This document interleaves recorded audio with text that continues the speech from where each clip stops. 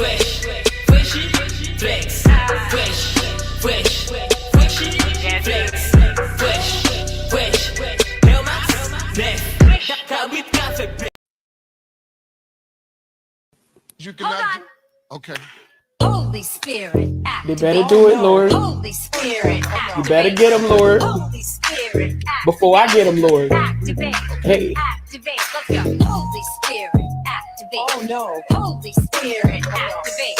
Okay. Holy Spirit, activate. Okay. Activate. Hey, hey, Let's go. they say I ain't saved cause I cuss a little bit. But you're the only judge that I need and that's it. They always in my business cause they say I backslid. They read the Holy Bible but they ain't applying it. So Holy Spirit activate. If you do it right now, that would be great. I ain't trying to smack this chick in the face. Don't you see me down here trying to change my way. So Holy Spirit, you better do it, Lord. Holy Spirit, You better get them, Lord. Holy Spirit, Before I get them, Lord. activate. Hey, hey, hey. You cannot. Okay. Holy Spirit, They activate. better do it, Lord. Holy Spirit, You better get them, Lord. Holy Spirit, Before I get them, Lord. activate. Hey. Activate. Let's go. Holy Spirit, activate. Oh no. Holy Spirit. That's why I'm not coming on camera. That's why I'm coming on camera. Nah. That's why I'm not coming on camera, Beretta. That's why I'm not coming on camera, girl. No, I look a mess. I look a mess, so I'm not coming on camera. Y'all tried. I was coming. Oh well. Right. Holy Spirit activate. Big dots. I was coming. Shout out to my boo Arlisha who sings the song "Love Her." You welcome, girl. You welcome. Oh my goodness. Oh my goodness. You're welcome for becoming live. Oh, yeah. You're welcome. I said, look at me waking up. Right, you know, just getting a hey, girl. Rose said we let you on time. Thank you, Ro. Thank you. It's like you're like the only person that understands me. Sasha says you can't look a mess. Yes, I do. I look like a thug, baby, because I'm a thug. I look like a thug. Like, oh no. My goodness. White people might not feel safe going to their core. They might not feel safe going to their core. You know, we dress like this. We're a threat. We're an instant threat. You know, when we dress like this girl. So yes, I look amazing. Like, no. I have like errands and stuff to run and don't have to like go work out.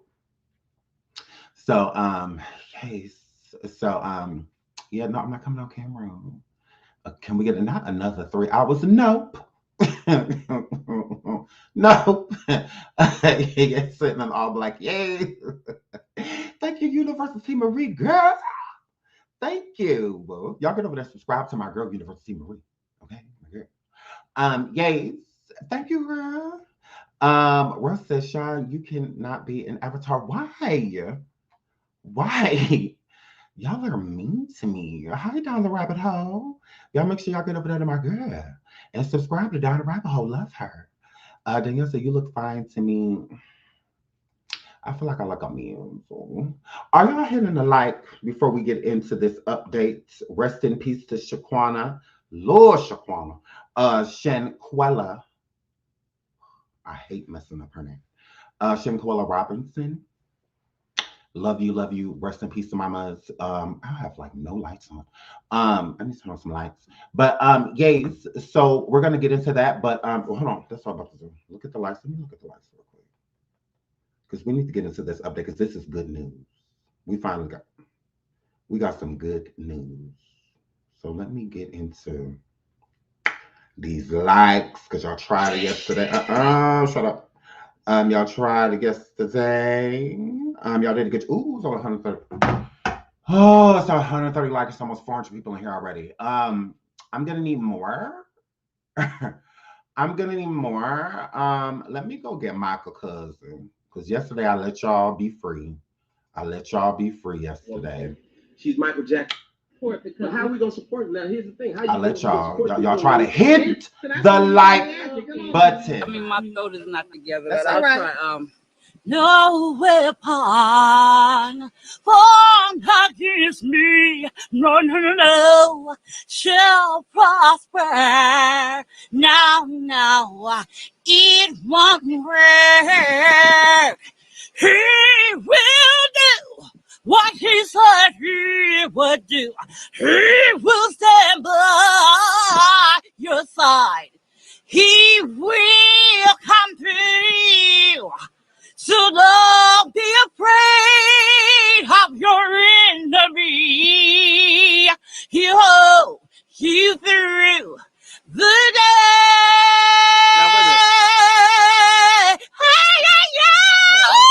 Uh-oh. Wait, I just heard Michael come Me out of too. Michael.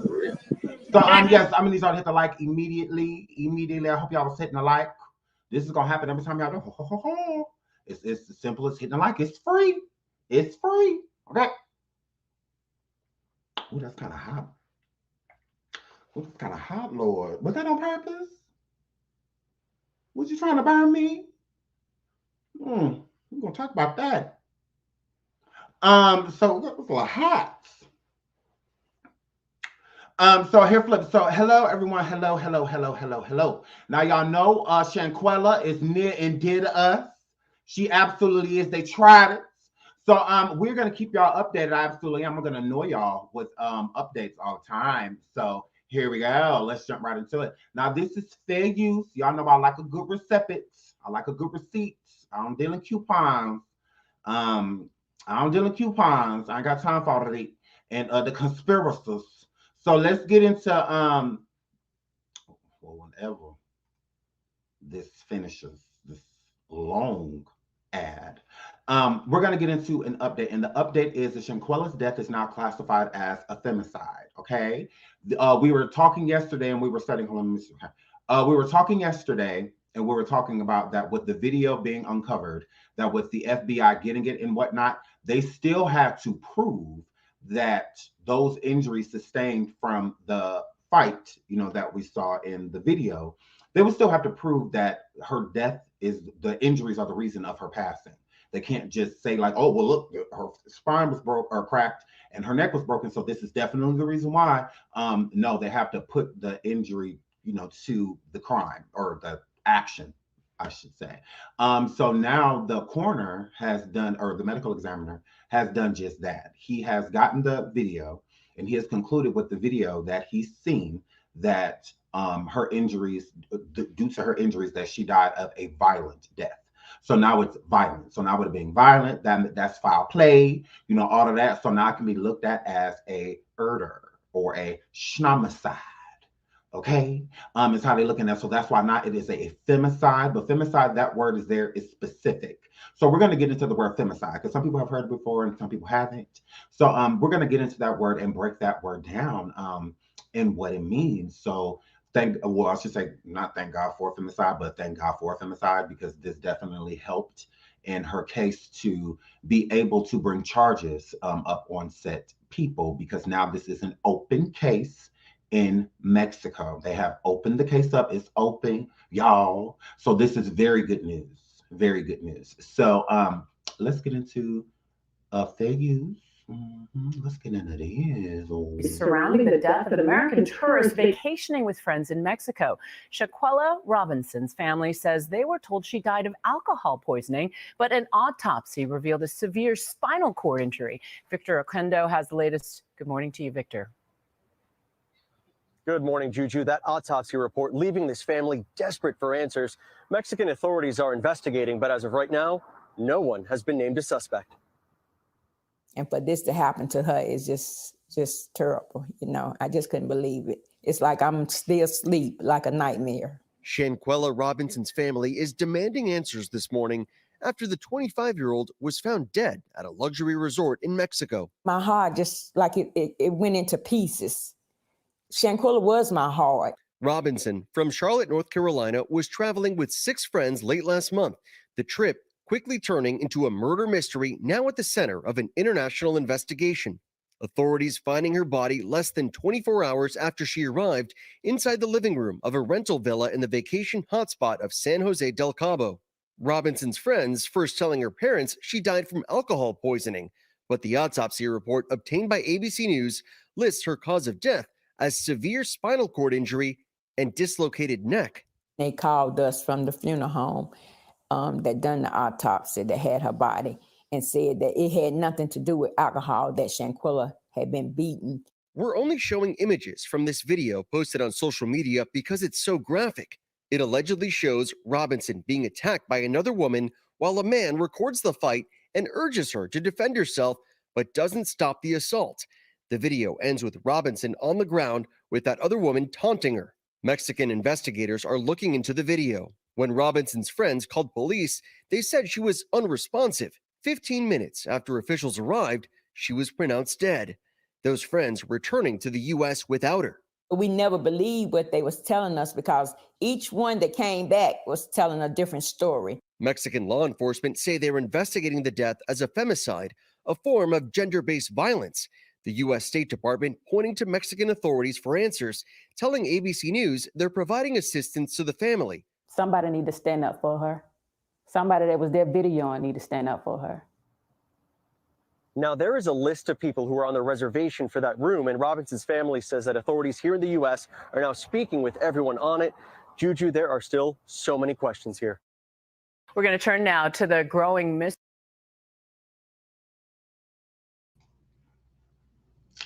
What do y'all think? So they're now questioning everyone that was on the reservation for the Airbnb villa. So all 6 people, of the 6 people, well, besides obviously the 7th would have been Shanquella, but she passed away. So they're now questioning those people. And on top of that, the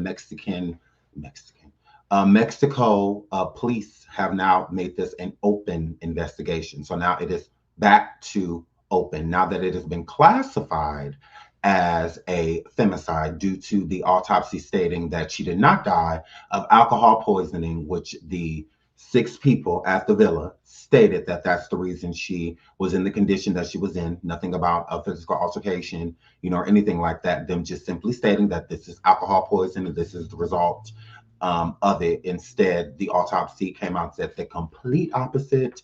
That again, her mother stated that the funeral home told her that it was not because she was intoxicated. It had nothing to do with alcohol poisoning in any way, shape, or form. This was due to violence.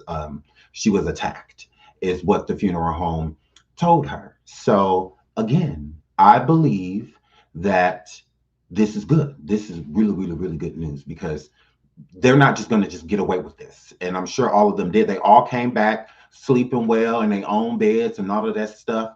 And their faces and whatnot weren't out there. So I felt that these 6 people felt comfortable with what happened, because at this point they've gotten away with it.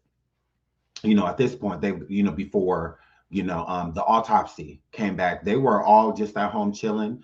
None of them have done anything for the family or anything like that. No one stayed with Shanquella's body, or anything. So to them, they pretty much got away with it. How in the movie, I don't know what you did last summer. That's how I kind of put it. I know what you did, and they know what they did at that villa. They know what happened, and instead of telling the truth, they all lied and said that it was alcohol poisoning. So again, this has been classified as a femicide. Which, let's get into the article about that. Let me pull that up. So femicide, meaning explained as Shanquella Robinson's death in Cabo, is reclassified as a homicide. So again, the case is opened. It is reopened because it was closed after the death certificate was sent to the family. That means that you don't get death certificates don't go out until cases are closed. So with the death certificate going out, the case was closed, but now it is reopened. And before they stated that it was due to alcohol poisoning, but now it has to be reclassified. And now it's listed as a crime instead of basically natural causes, more so due to alcohol poisoning. So all of that has to be changed. So the death of Charlotte woman Shanquella Robinson continues to baffle investigators in Mexico as they reclassify her death as a homicide. The mysterious case of the 25-year-old Shanquella Robinson, who died while vacationing in Cabo, Mexico last month, was first classified as a femicide after authorities revealed the cause of death was a broken neck and her spine in the back was cracked. Femicide is described as a hate crime, as killing is motivated by the gender of female individual. Okay, so it's more so of like how if you attack a person that is homosexual and whatnot, and you call them certain things or say certain things about them or attack them because of their sexuality, it's listed as a hate crime. So down in Mexico, from what I'm gathering, they have a lot of crime against women. A lot of crimes happen there against women. It gets, and we're going to get into that too. And it's so bad to where femicide has came into where if a death is not explained, like right on hand, then if they close it like they did with Shanquella, if they close it, they can use femicide to reopen the case just because it's specific. So due to the nature, more so of it being like a hate crime, like if a Black person was, or someone like that was slain because of their race or nationality, it's a different reason of reclassifying the case and opening it back up, type of situation. So that's what they're doing with this case. Since she was a female and where she passed away at, they're reopening it as a femicide case and classifying it as that femi, which is female, and then side, homicide, so it's a female death. So a specified, meaning that this woman was targeted, or woman was targeted, type of situation. So they're listing this as a hate crime, basically, and what happened to her. And I feel that it suits how her friends treated her and how they just left her, and whatnot. I view it the same way. I view it as, what they did to her, bullying her and forcing her to fight, and maybe forcing her to consume alcohol and things of that nature. Yeah, I feel, like I feel that it fits. So let's keep going. So right here. Oh, Mexico has finally opened a criminal case in relation to Shanquella Robinson. Apparently, they start with a femicide investigation to see if the woman was a victim because of her gender or IPF, and can lead to a homicide investigation. Good, get them. So let's finish the article. However, after exploring the case further, authorities now believe Shanquella Robinson was not KILLED due to her gender. Mexican authorities said that Robinson's death will now be investigated as a homicide. So again, they reclassified it. So they're just like, you know what? Since we can't prove that this literally happened because she was female, we're going to open it back up as a homicide, meaning that it was done deliberate. Okay, so which again, I said is deserving of the title. They may not have went down there to literally end that girl's life, but that's what happened, and they all covered it up. So at the end of the day, that is a homicide. Like it is, y'all. At that point, it's murder. Accidental or not, it's still classified as that. So yeah, so I feel like that it's just, and I'm glad that they're doing something about this. On October 28th, 2022, Shanquella Robinson left for a vacation with a group of friends in Cabo to celebrate one of her friends' birthdays. However, the vacation quickly soured after she was found dead a day later. Robinson's friends claimed that her death was caused due to alcohol poisoning, and the same was relayed to Robinson's mother. However, Robinson's mother contacted the FBI after the victim's death certificate revealed that the deceased had no alcohol in her system at the time of her death. Okay, so also with the medical report from the medical examiner, there was no alcohol found in Shanquella's system. So how is that not deliberate? Like, that is a deliberate lie that y'all told. The girl didn't have any alcohol in her system. There was no alcohol. So she wasn't drinking. Like her family said, she was not a drinker. So at that point in time, she wasn't drinking anything. And if she did, it was something soft, like maybe a wine, or something like that. Something, very small. Not because because I'm sure she had probably like a particle, of alcohol in her system, but not enough to even be considered intoxicated or was intoxicated. Like her stomach wasn't filled with alcohol, or anything like that. So there was no alcohol in her system at all. So where are they getting alcohol poisoning? Where are they getting alcohol poisoning from? Like, so that was a blatant lie.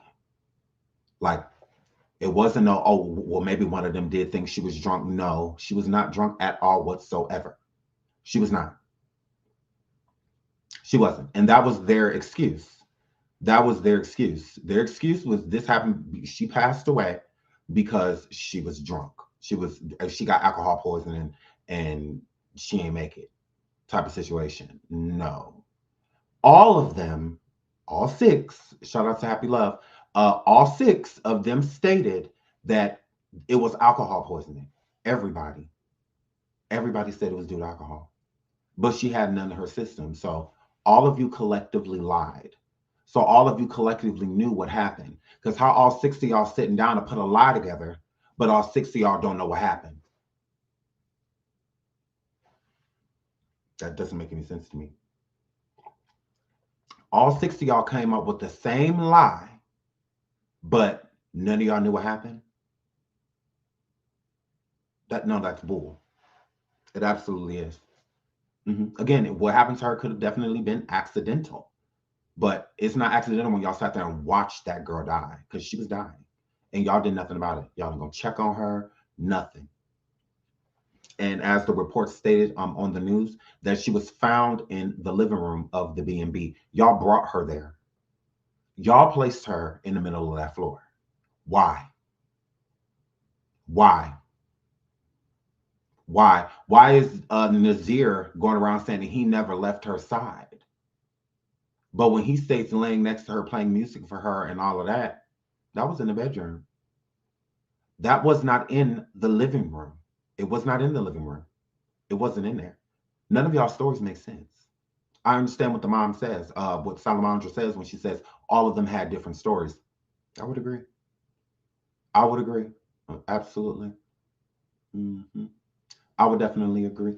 Because that's why I feel they left before being questioned. They got, and here's the thing. I heard two conflicting reports. I heard that there were people questioned on scene, and then I also heard that people were already gone. So there's some of the statements was given over the phone, I believe, to the Mexican police, is from what I'm gathering. Now, I don't know if that's fact. So, I'm waiting, just like the rest of y'all. But from what I'm hearing, some people were already gone. Like not even there at the airport, pretty much already. I don't know if they have flown out or not, but I know all of them, obviously, it's fact that all of them changed their flights because they were supposed to be there until Monday. Most of them left Sunday, from what I'm gathering. They left out on Sunday, but I'm hearing rumors that some of them left on Saturday, on the actual day that everything happened, and got the hell out of Dodge and got out of there, from what I'm hearing. So until I have actual proof of it, like I'll tell you what I heard. No different than yesterday. I told y'all I heard that Winter was way more involved than, she was trying to lead on. She has something to do with the fights as well. Rumor, but it could be true. From what the other information that's coming out, it seems as, hey, that may be true. That she had a lot to do with it as well. So, yeah, I don't know, but I'm definitely going to keep y'all updated on that because I've heard things too that the police had to call some of the people because they weren't even there anymore at the villa. So I don't know if that's true or not. Goddess speaks, shouts to Goddess. She says, I'm not leaving my friend, period. I'm making sure everyone's good. No, I agree. I said that too. I couldn't have left. If I was Khalil, if that was my best friend, I would not have left her there. That's what I'm saying with shout out to Salamandra, Shanquella's mother, because she's stronger than I am.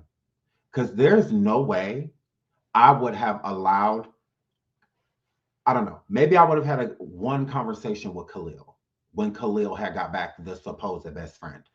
I would have maybe had one conversation with him to try to get as much information as I could about my daughter. But they didn't even know where Shanquella's body was, the mother or the father, Bernard or Salamandra. Neither one of them knew. They're not in Mexico. They don't speak Spanish, none of that stuff. You know, so they had no idea where their daughter was. They had no idea where they took her body, you know, or anything like that. But Khalil already back with her luggage in my face, and I have no idea where my daughter is. I have no idea where my baby is, where her body is, nothing. Y'all just left my baby down there dead, and I have no idea where she is. And you in my face where her luggage trying to tell me it was alcohol poisoning?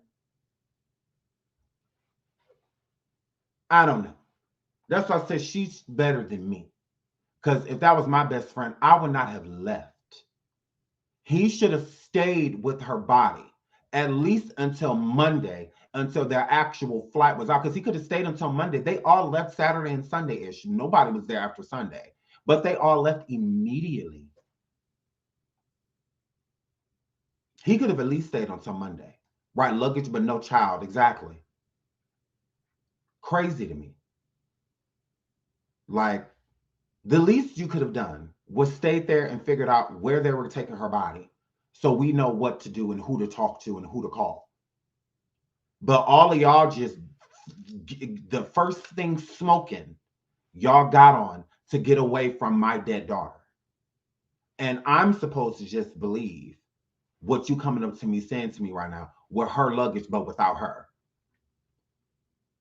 And you her best friend.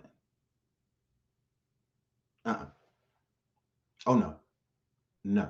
That would have been a problem for me. Why would you not stay? I just don't even understand why you in front of me. Like, why are you here? I would have been livid. Livid. Like, why are you here?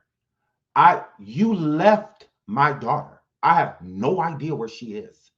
I don't know who to call. Nothing. She was at the villa. She's dead now, so she's no longer there. Once they removed her and took her on, Khalil was the one talking to the police. It wasn't Salamandra. It was Khalil. He was the one calling her back and forth, letting her know the progress of things and whatnot. She wasn't talking to the police and whatnot and the paramedics and whatnot on the phone. Khalil was. So when the police leave and all that and whatnot with the body, Khalil's going to know that information. Well, at least he should be asking for it. Like, where are you taking her? You know, how can I, if you are going to leave abruptly, at least get the information. See where the girl's going to be at. They did none of that. None of that. So they, the mother and father, Bernard and Salamandra, and her sister Quilla, they all on Google, calling random numbers, random departments. Do you have a black girl? Because what they supposed to say? Did that black girl come in there tonight? After grief, not even being able to comprehend the fact that your daughter's gone.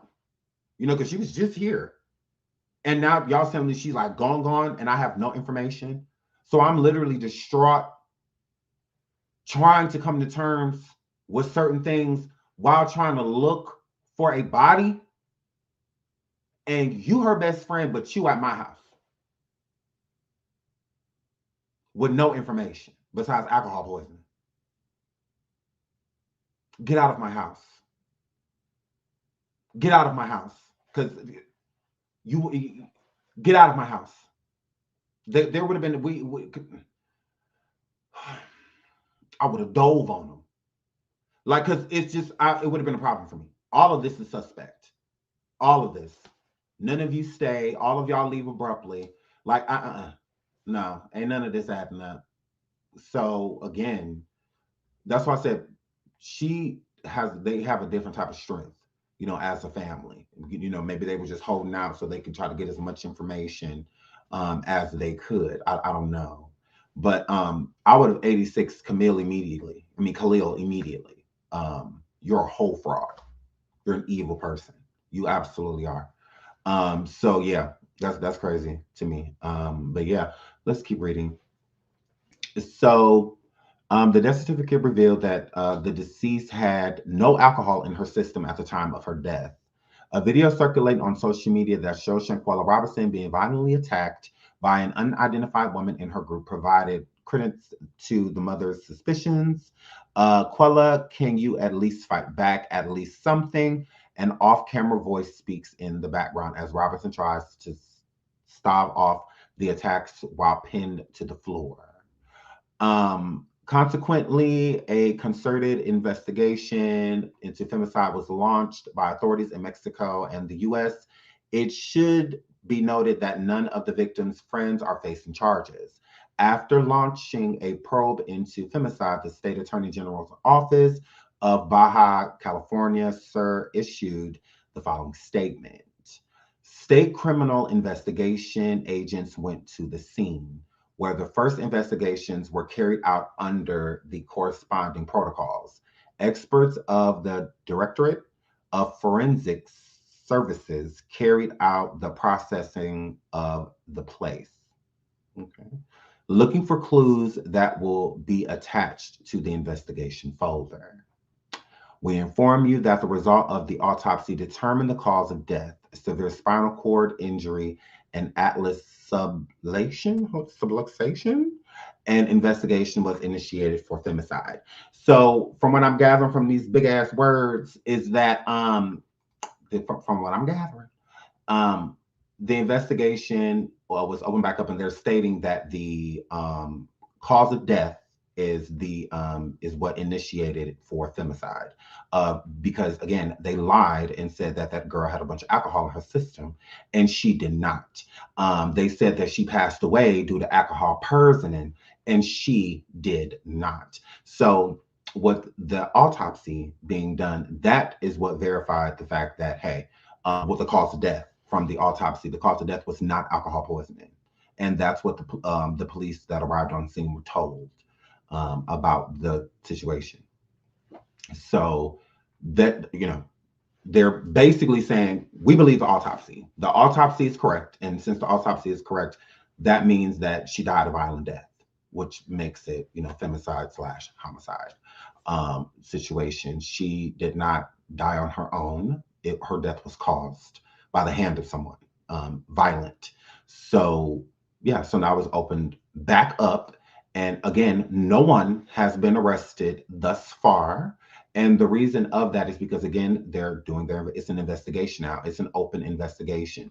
So they're investigating the parts of the video and any other footage that is being sent in, any other pictures or anything. And now the FBI actually gets to probe them, meaning all of their records, phone records, bank records, like all type of stuff they get to go into to see, especially because things like this is usually something prior that makes things like this happen, a buildup. And now they get to look into all of those things, which again is good. It is a good thing. So these people were hiding. Now they're not able to hide. And you best believe that now that this is an open investigation, and I think it's international, from what I read, that it's an international investigation. So that means that multiple departments are working on it. So it's not just America that is working on this case, it's Mexico as well. So Mexico and America have united. So both places now are basically like not crime scenes, but crime scenes, if you will, to where America will do their best in gathering and getting as much information as they can to send to Mexico to put with the investigation that they are putting together as well. By having agents go out and look at the B&B again, look at the scenes, if there's any cameras that were outside or just cameras in general that may have recorded some things that were not shown from the other people recording them on their cell phones. So now they can do all of that. Before, they couldn't do any of that stuff. So now they can get warrants and all of that to be able to look into things that they couldn't look into before, just off of speculation. Now they have proof. And the proof is when that video became viral of Dejanay putting her hands on our girl Shanquella. Before that video came out, there was no proof that somebody literally physically did something to her without the autopsy. The autopsy was the proof that something physical happened to her. Before that, just the little marks that she had on her face, you know, the eye and the lip, and that's not enough. I mean, because again, you got to be able to prove it. You got to be able to prove that somebody did this, have a suspect, instead of just coming there and just be like, if she was definitely beat to submission, you know, type of situation. You need proof. You can't see broken bones just looking at a person, you know, and whatnot. There's other things that have to be done, other protocol that has to be taken. So with the autopsy, it proved that it had nothing to do with alcohol. Before that, when the police got there, they had no proof it wasn't because of alcohol, especially if somebody put some alcohol in her mouth, you know, or something like that. And again, if she was non-responsive, then she wasn't swallowing anything anyway. You know, that could have been another reason, because Nazir did say that Shanquella was vomiting. So that could have been why she was vomiting, because they trying to force alcohol down the girl's throat. And they thought she passed away, or thought, you know, because they didn't feel a pulse, they didn't see her breathing. Just because when a person has a concussion, especially, or is unconscious, non-responsive, the breathing slows. It gets slower to the point where you can barely tell if they're breathing or not. And the majority of the time a person is, you know, especially with a faint pulse or having a pulse, the lungs are still working, you know, so at some degree, rather, but with a broken neck, you know, and whatnot, and a cracked spine, I'm sure it was hard for her to breathe. So that, I'm sure it was very hard to breathe, especially laying on your back, trying to breathe, and your spinal cord is cracked and your neck is broken, you know. So to them, with not being able to see her chest go fully up and down, and not being able to tell if she had a pulse or not, they could have thought that she had already passed away. They could have been freaked out, you know, and just thought that she was already gone, but she really wasn't, you know. So that's the thing. They allowed her to suffer, you know, instead of getting help immediately and whatnot. They did not do that. They let that happen to her. So, you know, again, I just, you know, so hold on, I'm getting to these chats before they go too far. Shout out to Natasha. Thank you. I learned so much about this case, legal terms. I appreciate all your hard work and dedication to your channel. Thank you so much. That is so sweet. I try, like I said, this is something that definitely, you know, I feel like anyone can relate to, and it can affect anybody. So I definitely feel like it's something that should be discussed. I don't think it's something that should be looked over. So again, thank you all. There's over 1,000 people in the chat. Please hit the like button. Thank you so much. So yeah, so with her having a broken neck, you know, and whatnot, again, they could have definitely thought, you know, that she was no longer here, and panicked. And the father stated yesterday during his interview that someone did have a panic call out of those 6 people, had a panic call to America, to a friend, family member, somebody, and because they panicked, you know, about what happened. So again, as I said, this story will come to, you know, fruition. Like, it will come to be true. I mean, to be true, to where the truth will come out, and it'll be stated what happened to this young lady. But again, this could truly happen to anybody.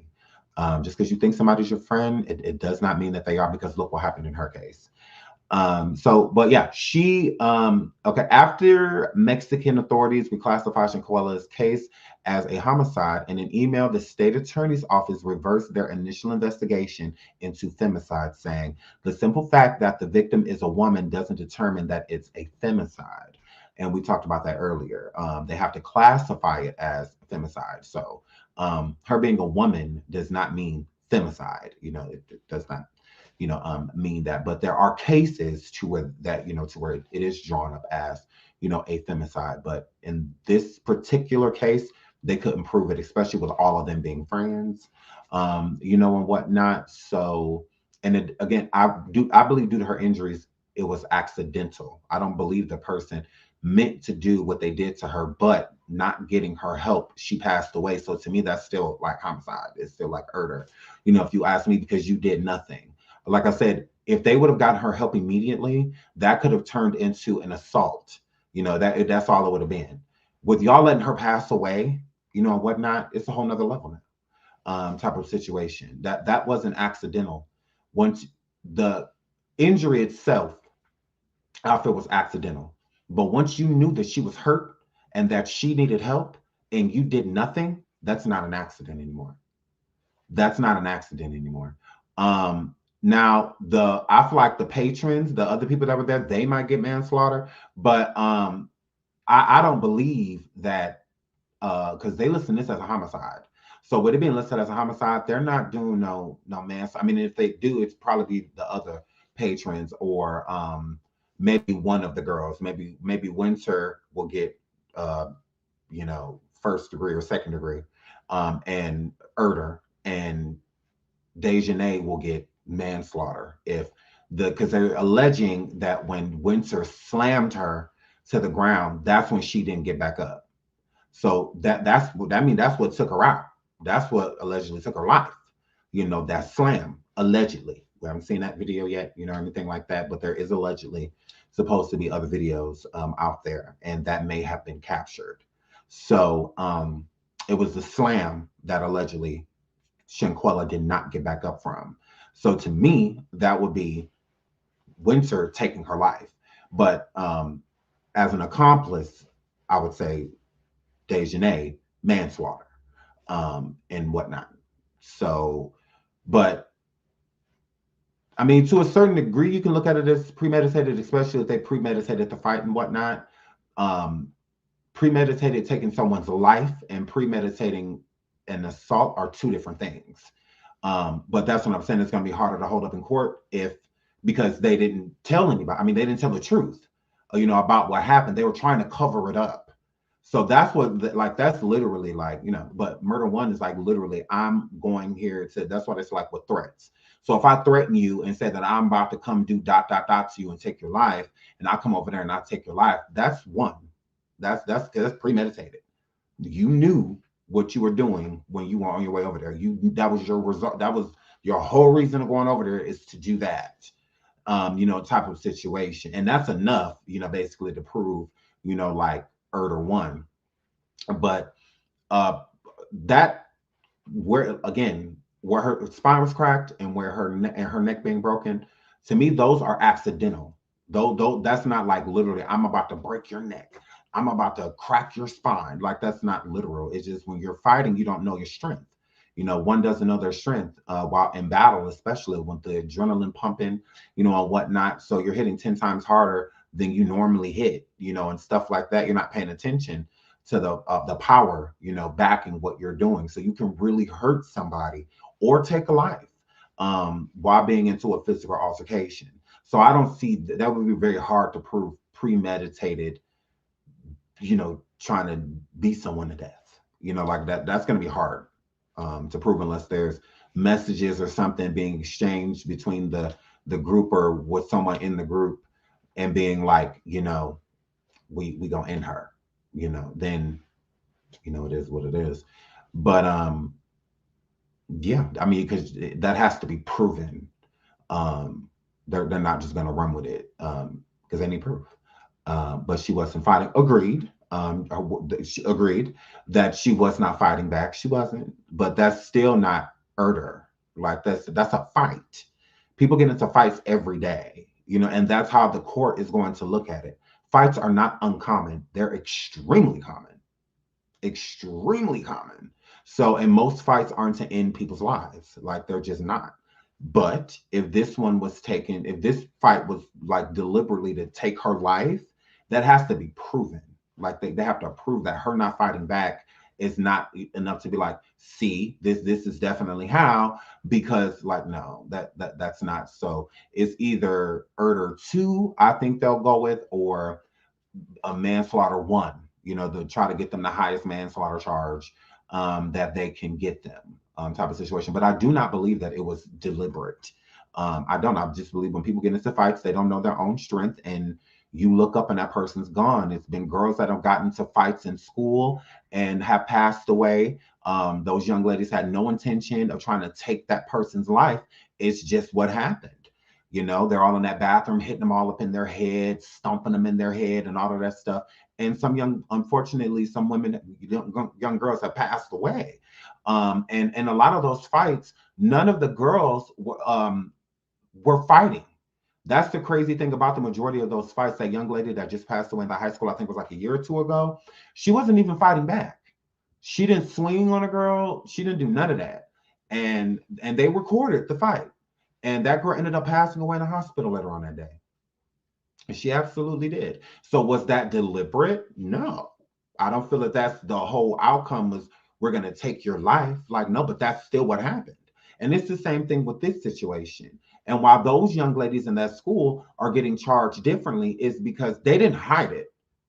You know, they didn't come in the bathroom and when the principal and stuff came in the bathroom, they told them that it was alcohol. It was alcohol poisoning is what it was. It was alcohol poisoning. Like, no, they know what happened and it was on record. I mean, on video. So they know what happened immediately. So, I mean, it's a little different. Someone said in the chat that it's a setup. I agree that it was a setup, but I do not agree to the fact unless we see some proof. I do not believe that their intention was to kill her. I don't. I do not believe that. I don't believe that. I think it just things got out of control, and it happens all the time. I mean, like, why do people act like they all sat down, all 6 of them, and said, you know what, we're gonna break her neck and we're gonna crack her spine, and we're gonna act like nothing's wrong with her, and then after that, we're all gonna leave. No, like I just don't feel that way. I don't feel that way at all. I feel that they planned to fight her. Yes. I do feel like they planned to fight her before they got there. They were going to light her up. That was their goal. Oh, when we get there, she ain't going to be able to run. We going to have her. You know, she be this, she be that. We going to take her to blah, blah, blah, blah. I feel like, yeah, that happened. But in my opinion, but like, let's go take her life. No, I just don't feel that was, and that's not me defending them. That's being real. A lot of fights, people have passed away, and a lot of people that was never their intention, you know, to take their life, but it happens. Everybody's body's different. Just because I could probably take a bunch of blows in a fight and whatnot, that may not mean that for you. It may not. You take those same blows and you might be out of here. You know, everybody's body is different. So, and it's the same thing with Shanquella. They probably felt like she could handle what was happening to her. They probably felt like she can handle it, and she couldn't. Her body could not handle everything that they were putting it through. That's how I feel. And I feel that it was Saturday was like hell for Shanquella. Saturday was hell for her. Like, I can't imagine, like, that poor girl, she probably felt just so violated, like, all day long from the time she pretty much woke up. And like her father said, I believe that they fought her out her sleep. I do. I feel that Winter and old girl, Dejanay, was in that room. They fought that girl out her sleep. Because when she was standing up already, because that was a garment that she had on. And they ripped it apart. Like that, from what is being said, it like they ripped it apart. Type of situation, like ripped her out of the bed. So just, I believe from the time she woke up till she passed away, that day was hell for her. Is how I feel. Absolutely. Melanie Queen said going to have a hard time proving she was aggressive when she was refusing to fight. They didn't help themselves by recording it, but I'm glad they did. No, I'm glad they did too. And I hope that there's more cameras inside of that B&B. Usually B&Bs and in villas and stuff that big, they usually have some type of surveillance elsewhere, or rather it's in the kitchen area, the common areas, outside. So I really hope to do. Shout out to April again. Someone had the guilt and will tell all to get immunity. I don't feel like no immunity. They will give no immunity because all of them are gonna talk. So I don't feel that there will be any immunity. I feel like their immunity is offered when no one is speaking, when they're getting nowhere. You know, then some type of immunity will be brought up. But if you just got a bunch of people in here spilling the beans, what do you need immunity for? Immunity is for people that don't talk, you know, or they need this information. They're trying to save a life in the process of saving a life, and you illegally have some information. Okay, we may give you immunity, you know, to talk type of situation. But if they're all speaking, or the majority, they won't need to give anybody immunity. They won't need to. So I feel like the first person that spoke, I feel like maybe they would consider it, maybe they would consider some type of immunity, but they're not just going to just like, oh no, you're good. Oh no, hell no. You facing something. Now we can maybe drop it down to this count, but we not, oh no, you just walking scot-free. No, that's not happening. So yeah, I think that to a certain, to a certain degree, immunity may be offered, but not much. But thank you so much for the super sticker. Thank you everyone for the donations. Is it Corey? Yeah, Corey. Their interrogations are scary too. I think how they're going to trip the majority of them up, because now the FBI gets to probe them, and they talking to each other. Certain people are talking to each other. Now, all of them are not speaking to each other, but the majority of them are in cahoots. I mean, been talking. So the FBI will be sitting in on the majority of those phone calls, I believe, and they'll sit there and make them play themselves. That's how I look at it. I feel like the FBI gonna go on there saying stuff that only the other people know, or only certain people know, and they're gonna feel like they told, because how do you know that? How do you know that, sir? They must say, yep, they already flipped on me. Okay, yep, okay, so here go what happened. So I feel like they're gonna use their own information against them and just kind of trick them into talking. I mean, it's simple. It's not hard, and it's too many people. So they can't sit there and say, nobody's talking. When being interviewed and interrogated, whatnot by the police, you have no idea what somebody said. You have no idea until it's too late. You have no idea. And it's 6 different people. So that's 6 different energies, 6 different personalities. If 3 break down, that's enough. Like, so they don't even need, everybody else's testimony, because it's just going to be these 3 people testifying against y'all, word against y'all, type of situation. So, because it's too many people. Now, if it was just like 1 or 2 people, then that'd be a little harder for this investigation. But with it being 6 people, you already got people like Nazir coming forward. That's why he should have just shut up, because everything he said will be used against him. Even him lying about his passport, even him lying about the time frame he got there, all of that will be used against him. Goofy. So while he coming forward talking, they're going to use all of that against you. All of that against you. So you try to change your story once, and it's over for you. It's over for you. Like, that jury will eat you alive. They look guilty. Guilty. Like, they ain't even going to. So it's too many people. It's 6 people, 6 different personalities that are being questioned. So again, you can't keep up with all 6 of y'all. All of us gonna go. No, they're all in separate. The majority of them in separate states. Some of them are fleeing and going to hide at certain family members' houses, and whatnot, out of state, out of North Carolina, and whatnot. They're all too separate. And at this point, it's dog eat dog. All men for himself. Everybody for himself. Type of situation. So, and you best believe the FBI, they're going to pay attention to what's consistent. So if all 6 people are consistently saying one of the same thing, then they're going to look at that more so as the truth. They're like, okay, well, all 6 of them basically said this. Okay. And then all 6 of them basically said that. But then all 6 of them had different stories when it came to this. That is where the problem is going to come in. And that's how they're going to start turning on each other, because they're not going to have a choice. But the truth is about to come out, and they should be very afraid, because everything that was just gained with this being a femicide and them turning it into a homicide case as of now, and with no one being arrested, is because they're building their case to arrest you. Now they can arrest you.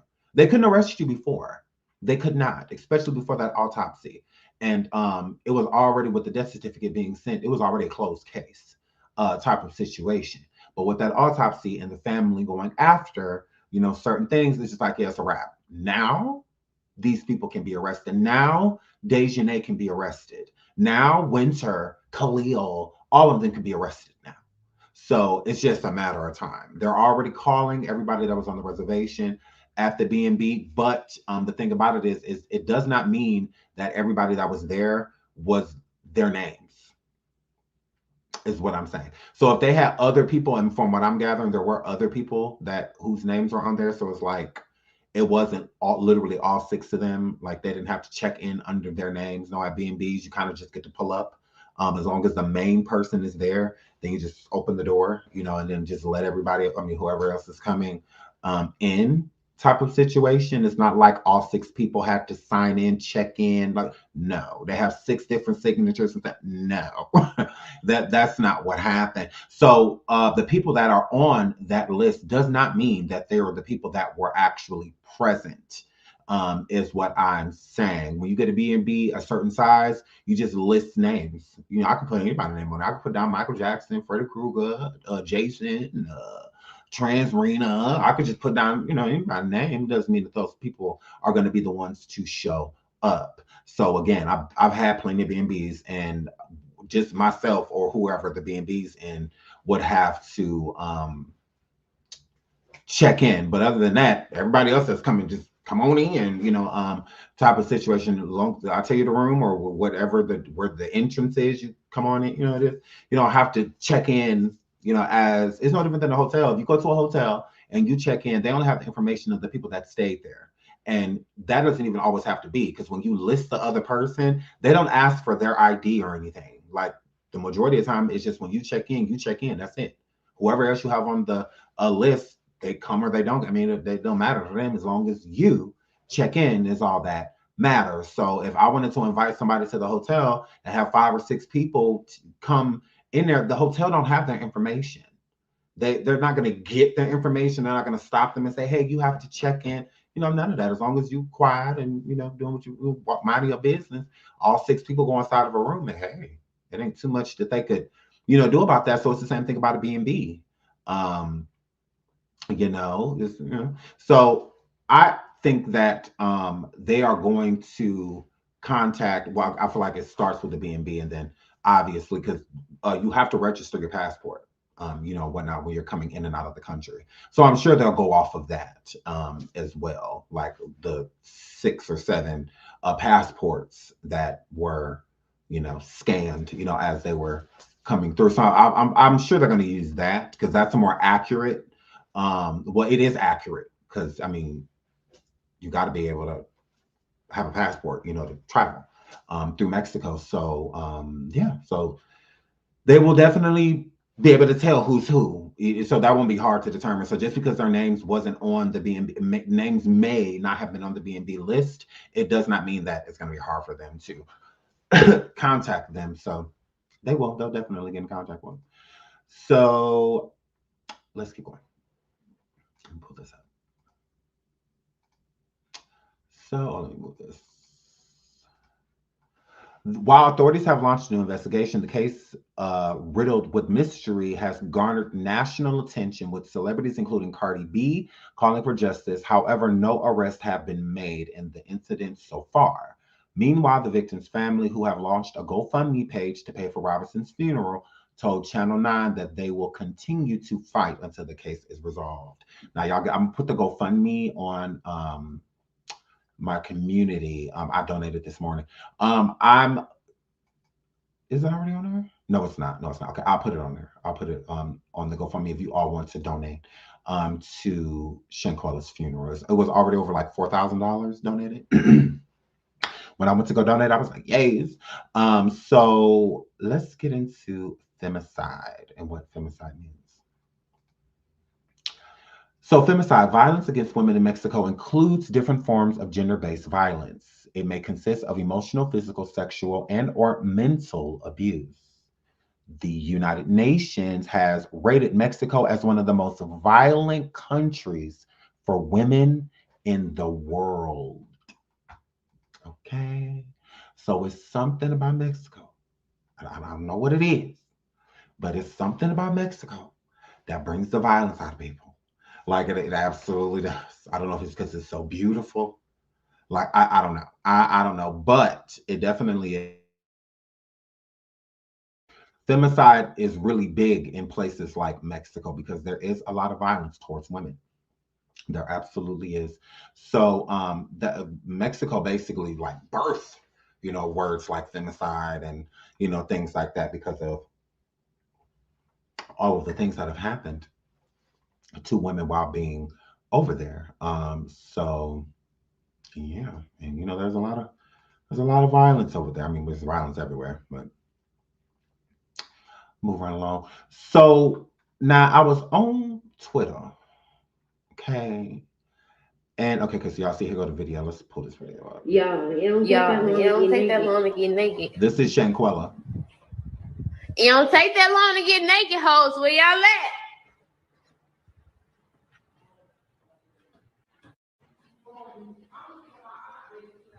She told me I'm gonna keep it hot. You gonna keep it hot? What? They what Gold said, they croup. The one that's like mediocre is my champion. I can't do them. It's my friends for me, cause y'all, it don't take that long to get naked. It don't take that long to get naked, hoes. Where y'all at?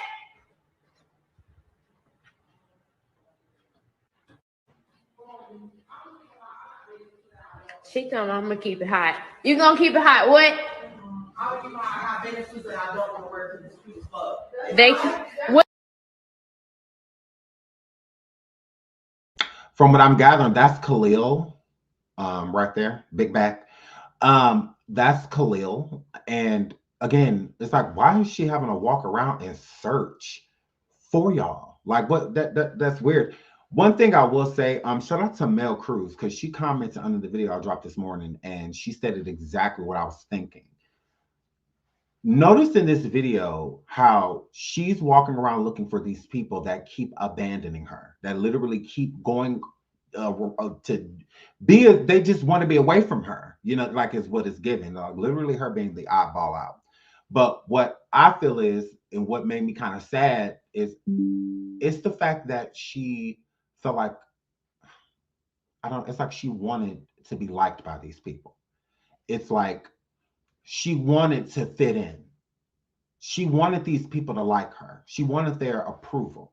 She wanted their friendship, is what it was given. And I'm just like, oh, you know, like, poor thing. You know, it's like she really wanted you girls to like her, you know, and whatnot. She really wanted to get along with everybody. She really wanted to, you know, have fun.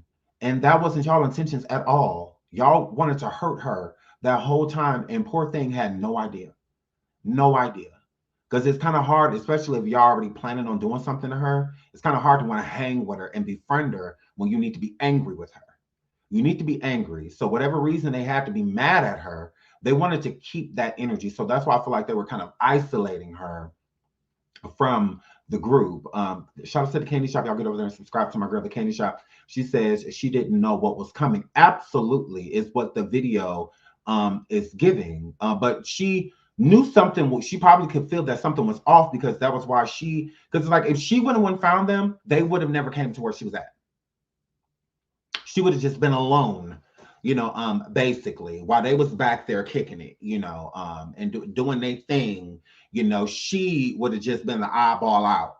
Like they would have never came to hang with her or invite her around them, you know, or anything like that. That's what it's given to me. Like she had to keep coming to find them, because not that they were hiding from her, just not wanting to be around her, just isolating her from the group. And to me, it's like she's just coming around just like, hey, y'all, where my girls are, like, it don't take y'all that long, meaning that y'all left her out there for quite some time, and she coming saying that it don't take this long. Like, clearly, like, what, y'all ain't effing with me? Or like, what? Like, girl, I thought we was supposed to be, and then it's like y'all just sitting back here with no intention of coming to join me or nothing. Like, so like, are we kicking it back here now? Like, I know it don't take this long, meaning that obviously she had already waited a certain amount of time. Like she had already waited, you know, a while for them. And it's kind of like, okay, well, like, y'all just got me sitting out here looking stupid. Like, hello, you know, so wanting to be a part, you know, of the group, of the friendship is what it seems. So I'm gonna play the video again, and that's Khalil. And Dejanay is standing there in like the green dress, or whatever. And I think that's Alice laying across the bed, I think. But yeah, let's keep going. It seems they plotted this, premeditated from before they got there, then finalizing the demise there. I would not be surprised if she was isolated on the plane. That too. I mean, because some of them arrived at different times, and everybody arrived like literally at the same time. But I mean, that true. Now I don't know about the demise. I don't know about that, but I do feel like they really wanted to hurt her, and they wanted to hurt her bad. They absolutely did. I do, those girls especially. They what girl said they croup. The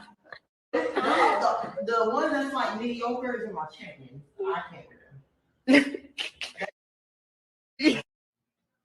It's not friends to me because y'all, it don't take that long to get naked. It don't take that long to get naked, hoes. Where y'all at?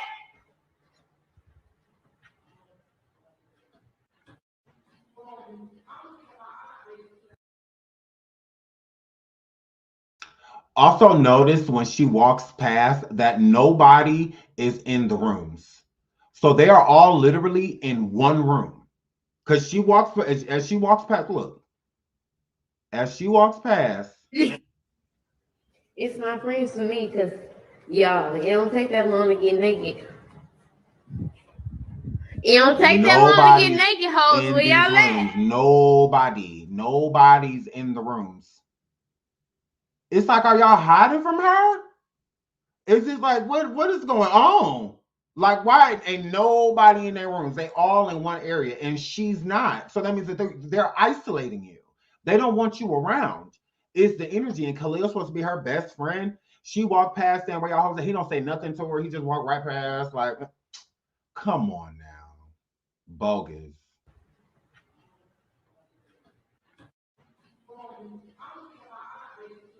She told me I'm gonna keep it hot. You gonna keep it hot? What? I'm gonna keep my hot business suits that I don't want to wear because it's cute as fuck. They what girl said they croup. The one that's like mediocre is in my champions. I can't with them. The main thing I want y'all to pay attention right here to, I don't know why my camera fuzzy. Let me fix this. Hold up. Okay. If you pay attention at this part of the video, notice how when she come in and Shanquella says, she said croup, you know, out of the, none of the girls acknowledge Shanquella. When Dejanay keeps talking, she's talking to the girl in front of her. She's not talking to Shanquella. They are all ignoring her. Notice that. Peep that. All of them are ignoring her. Shanquella comes in and tries to get into the conversation, and they all ignore her. She was already having that conversation before Shanquella walked in the room. So that means that she wasn't talking to Shanquella. So when Shanquella comes in and it's like, oh, she said it was croup, blah, blah, notice none of them are looking at her. And the only person that does turn and look at her is Dejanay, standing right there in the green, bluish, whatever dress, whatever. She does look at her, but she turns and keeps talking to who she was talking to. Pay attention. I'm gonna play a couple times right here so y'all can pay attention. They all ignored her. All of them. All of them ignored her. You gonna keep it hot? What? I'm gonna keep my hot business suits that I don't want to wear because it's cute as fuck. They what girl said they croup. You gonna keep it hot? What? I'm gonna keep my hot business suits that I don't want to wear because it's cute as fuck. They what girl said they croup. The one that's like mediocre is in my champions. I can't with them. What? I'm gonna keep my hot business suits that I don't want to wear because it's cute as fuck. They what girl said they croup. The one that's like mediocre is in my champions. I can't with them. It's not friends to me. And you hear Shanquella say, it's my friends for me at the beginning of the video. When she went back there, none of them were talking to her. None of them. And they kept their conversation going. All of the girls are in one room. They all back there chilling. So again, Dejanay, Winter, and Alice, they all had a problem with her. Clearly, they all had a problem with her. None of them effing with her. None of them. Because those are the 4 girls. And then the rest are boys that were there because Khalil, Nazir, and Malik. But all of the girls were in the room, isolated from her. None of them had on bathing suits. None of them. And that's what they were supposed to be doing. That's why bathing suits is being discussed. And I feel like if you also pay attention in the video, Dejanay Uglass ain't start talking about bathing suits until she heard them walking through the house looking for them. And she said, "It's my friends to me." None of them said, "We back here, girl. Come back here, girl." None of them called out for her. Nothing. She's literally walking around looking for them. They can't hear her because when she finally gets close to the door to where they are, that's when you hear the conversation. And the conversation they weren't even talking. She just instantly started talking about a bathing suit because she knew that's why Shanquella was coming back there, because they were supposed to be going to swim, and whatnot. So, but if you listen, listen again, when Shanquella comes in, she said, "It's my friends for me," walking around the house. Nobody's in the rooms that they're supposed to be in. They're all in one room. There's no conversations that is happening. You hear a little music playing, but there's no conversations that are happening. When she gets closer to the door, when they start to hear that she's coming, that's when Dejanay starts talking about the bathing suits. Listen, let me start that over.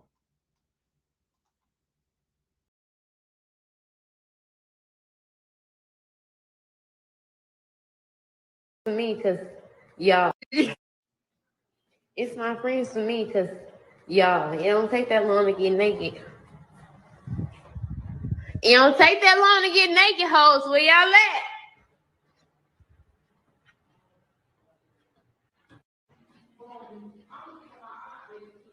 She told me I'm gonna keep it hot. You gonna keep it hot? What?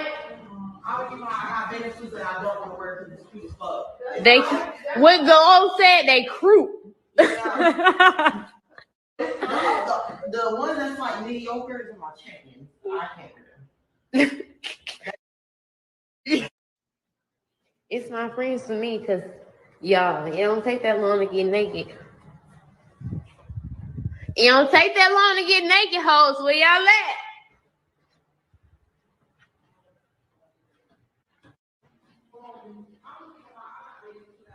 She told me I'm gonna keep it hot. You gonna keep it hot? What? I'm gonna keep it hot. That's what she said. I'm gonna keep it hot. What? They didn't start talking since she got close to the door. So they're clearly isolating her. They did not want her to speak. Thank you so much to just a Brooklyn girl for the super sticker. She said just let her go because they just let her go because they needed her money to help pay. They even used her card after. Thank you so much, just a girl from Brooklyn. Shout out to Queen Melanie. She said maybe they tricked her into getting naked with swimming thing, but just wanted her to be at a disadvantage so that they could jump her. So heartbreaking. And that's another thing I'm wondering too. It's like, because she could have easily still have had on her bathing suit from when they fought her basically out of her sleep the next day, because that's why she didn't have on any clothes. I don't feel that she was freshly getting out the shower, or anything like that. I feel that it was either her a nightie pajama outfit that she had on, or a bikini that she had on. And especially like if you hang in and laughing and talking and whatnot, or just so happen to fall asleep in a dry bikini, like, I mean, your body's still clean. You didn't even get a chance to get in the water type of situation. I could see somebody, it being hot, in Cabo, and, just kind of falling asleep, in your bikini, because again, you didn't get a chance to use it. So falling asleep in your bikini, so she definitely could have, fell asleep in her bikini or a nightie, or a top and bottom short, like pajama set, or something like that. So yeah, she definitely could have, but she was definitely nude during that physical altercation, during that fight. She was nude. Yeah, she was definitely nude. And I just don't see her. I don't think she was. I don't know. Some people do sleep naked. Very true. But I don't know. I just feel like that was their disadvantage. It's like, she sleep. Let's go wake her up with some foo-fops type of situation. Winter and Dejanay. So yeah, I don't know. But again, if you pay attention, because we're gonna get into some other stuff here on Twitter. But to me, it's why should you can clearly see they were isolating her. Why, we're not completely sure of. I know some people said that she was being used for her money financially by the group. But if you're using her, isn't that a reason to be nice to her? Like, most people ain't mean to like they sugar mama, sugar daddy. They're usually nice to them because they want them to keep doing things for them. So I think it was something else. I think that something happened before they came there, and they brought that energy there. is how I feel. And I think that she had no idea what was coming. She had no idea that they had planned something against her that whole time, you know, being blindsided the next day, waking up to violence. And it's just like, what I do, you know, what's going on, type of situation. So Khalil brought Winter and Dejanay there to fight Shanquella. End of story. End of story. End of story. As you see, this is the night before. This is Friday, where her walking around. What problems did she have with anybody? Where's the problem at? It's not friends to me because, y'all, it don't take that long to get naked. It don't take that long to get naked, hoes. Where y'all at?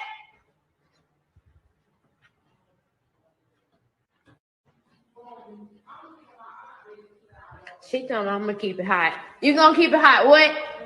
I'm gonna keep my hot business and I don't want to wear because it's cute as fuck. They what the old said, they croup. The one that's like mediocre is in my champion. I can't wear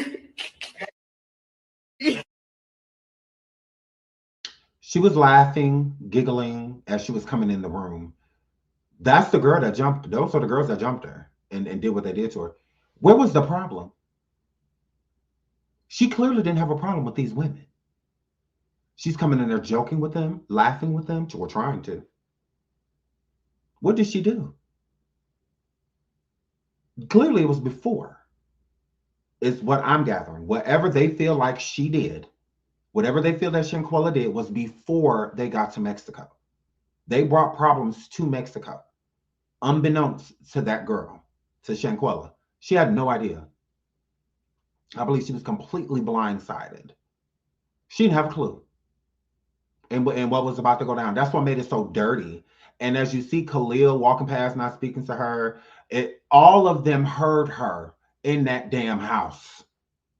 When she was coming through, it's my friends for me, is what she said as she's coming in. Where y'all at?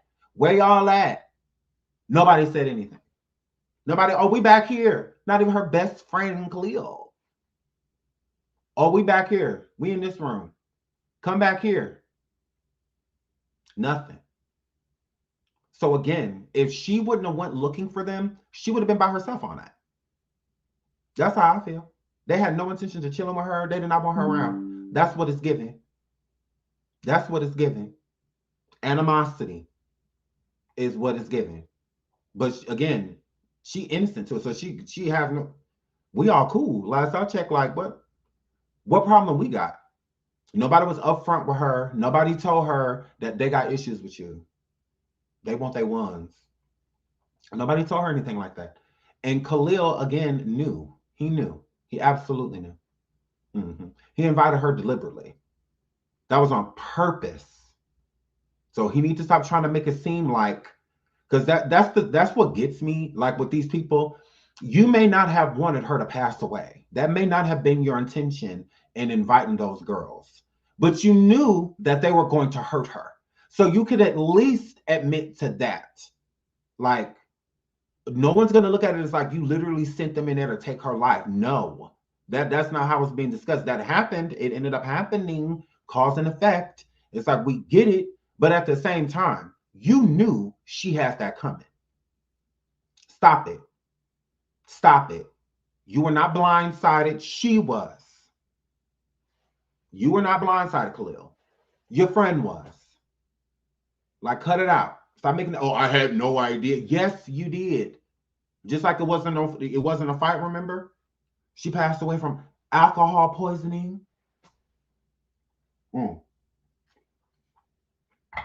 Yeah, you've been lying. So now you're not about to start all of a sudden telling the truth. Like, no, you set the girl up. You set up your own friend. You set her up. You knew that there was a problem before she got there, and you did not alert her of it. You wanted that to happen to her. You did. I don't know what his problem is. That's what I said. Whatever problem they had, it started in North Carolina. It was birthed in North Carolina.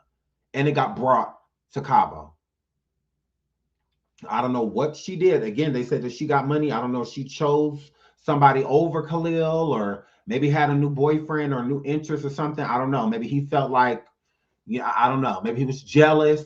I don't know. So with him being jealous of new people being around her and whatnot, and then he finding out these girls got problems with her, looking at her like, okay, well, yeah, she deserve it. I don't like her no more anyway. Like, she been this, or she been acting like this, or doing this, or doing that anyway. Go ahead, get her. As far as I'm concerned, she ain't my friend no more. She don't treat me like one. She too busy up this person's ass and doing this with this person. She don't F for me. So she don't F for me like that no more. So get her, type of situation. And not even thinking too much of it, just thinking that they was just going to hand her ones and it was going to be done. But again, things got out of control. Things like that happen all the time, to where things escalate. They do. And not even with any warning. It just kind of happens, type of situations. Accidents happen all the time. And again, you don't know your power when you're fighting somebody. You're way stronger than you know. So it's no different with Dejanay. Her hitting that girl like that, just hearing the impact of the hits alone, to hear the echo, like basically like the internal and outer, sounds, because you can hear it. Like you could hear that. Like that was intense. Those hits wasn't no joke. Those hits wasn't no joke. Boxers' hands are registered weapons. Just because your hands aren't registered don't mean that they shouldn't be. And that's what a lot of people got to realize. Boxers' hands are registered, meaning that they're not allowed to, do anything, fight anybody in public, because they literally looked at it as like a weapon, type of situation. So it's the same thing. Just because your hands aren't registered doesn't mean that they shouldn't be. And after situations like this, your hands are registered. Like with that young lady that passed away in the school because those girls jumped her. Their hands are registered now. Their hands are literally registered. So they already know what's up. Because they tell them in court, like, look, your hands are registered now. This is what this means. Now you can pull it if you want to. You can pull it if you want to. So it's the same thing. So just because Dejanay hands on earth don't mean that they shouldn't be. Look at what you did. The impact of what y'all did to that girl, you and Winter, she died. Y'all hands should definitely be registered. Like, for a fact. Y'all hands take lives. So just like a weapon can take a life, your hands did that. So yeah, registered. Big dot. Shout out to, okay, I want to say this right. Diabolic. I hope I'm saying it right. Thank you for the super six. She said, in the world of our kids being isolated due to COVID for a whole 2 years, so now they're just looking for a friend. It is important for all of us to teach our kids social cues. I absolutely get that. And with her, she's 25 years old and a likable girl, a very likable person. So that was the thing about it, is I feel like, to me, Shanquella didn't do anything wrong. Because what do you do when you don't know? If Shanquella went on this trip and she's went on other trips with Khalil has went on trips with her family vacations, with this girl, and the Robinson family. Miss Salamandra had took Khalil on trips with them and whatnot, with Quilla, her sister, and whatnot. So again, what was she supposed to think? If I'm going on a trip with my best friend, okay, and not only that, I don't have a problem with any of these people that he invited. What I'm scared of? Where's my worry? Where's the social cue in that, though? It's like, that's not something you teach. It's just something you go through.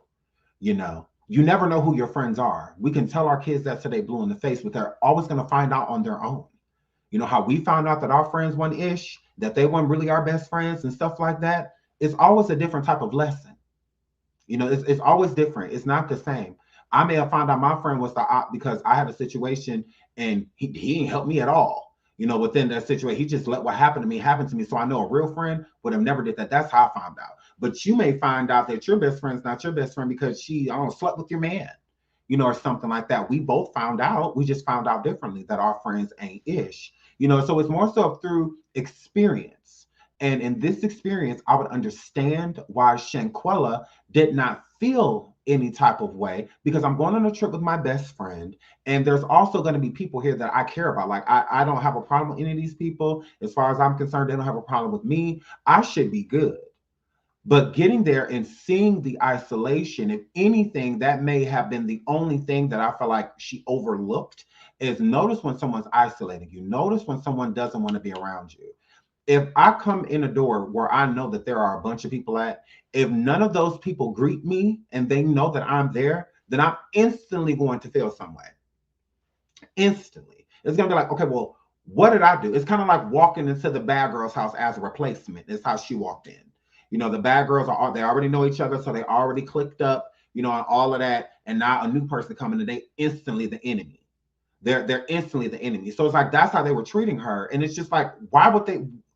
What did I do to y'all? It's the same thing with the new girl that will be coming to the Bad Girls Club. What did she do to any of those girls in the house? Nothing. Nothing. And 9 times out of 10, they bully those girls, you know, and all type of stuff. So that's the same thing where it feels like what happened here. You know, she had no idea what she was walking into. No idea, because they planned all of this stuff behind her back. And I'm sure the only person she spoke to before she got to this trip was Khalil. And if Khalil wasn't everything cool, we got this, we got that, we're gonna be doing this, we're gonna ride ATVs, you know, we're gonna be living it up, we're gonna be having a good time, you know, blah, blah, blah. I feel like that's not the person she talked to. So if Khalil is cool with her, everything is good, he's excited, you know, about the trip, what am I questioning? Like that's the thing. It's like, what would she have been questioning? I don't feel like Shanquella did anything wrong. I just think that it's just an unfortunate situation, you know, with people you feel that are going to have your back and they don't. You know, they just let awful things happen to you. So yeah, I don't feel that she did anything wrong. Started to the candy shop. She said, this is so disturbing how Khalil could sit there and just watch. Again, I couldn't. I could not allow my friend to go, even if it was my best friend, just one of my friends. I could not allow that. I could not sit back and watch somebody just hurt someone like that, especially if they don't want any problems. They don't want to fight. They don't want this. They don't want that. I'm not watching something like that. I'm not just sitting back. That's how you know he was never her friend. They had a friendship at one point. They did, but it fizzled. And then they were just around each other. It's kind of like a marriage. Some people are married and are in love. And then you have some people that are married. The love has fizzled and now it's just obligation, you know? So, and I feel that to Khalil, it was just more so a friendship out of obligation. There are things that I gain from being around her. So I'm going to keep her around me, you know, definitely using her versus to being a friend to her, because a friend should have stepped in. A friend would have said, when she came in this house talking about some where y'all at, a friend would have been, we back here. Not you see Khalil walking around like ignoring the girl, ignoring her. So that's what I'm saying. Like, I feel that she felt the energy. She, even coming in like, okay, where my friends at? You know, like she knows something's up. But again, she had no idea. She had no idea what they had set up for her. No idea. And there were signs. And there's signs all through this video. You know, all signs all through it. The isolation, no one talking to her. The look at the girl on the bed, she didn't even look up at her from the camera. Nothing. Like, she's still on her phone, scrolling. Like, girl, the isolation is there. Them avoiding you is there. Them not being bothered with you is there. And again, when you are going to attack someone, it's better to not be befriending them. You know, within that moment, you want to stay angry. You want to stay mad, you know, so you can keep the same energy. It's hard to have that energy with somebody if you're sitting there breaking bread, laughing, kikiing, all of that. No, keep them isolated.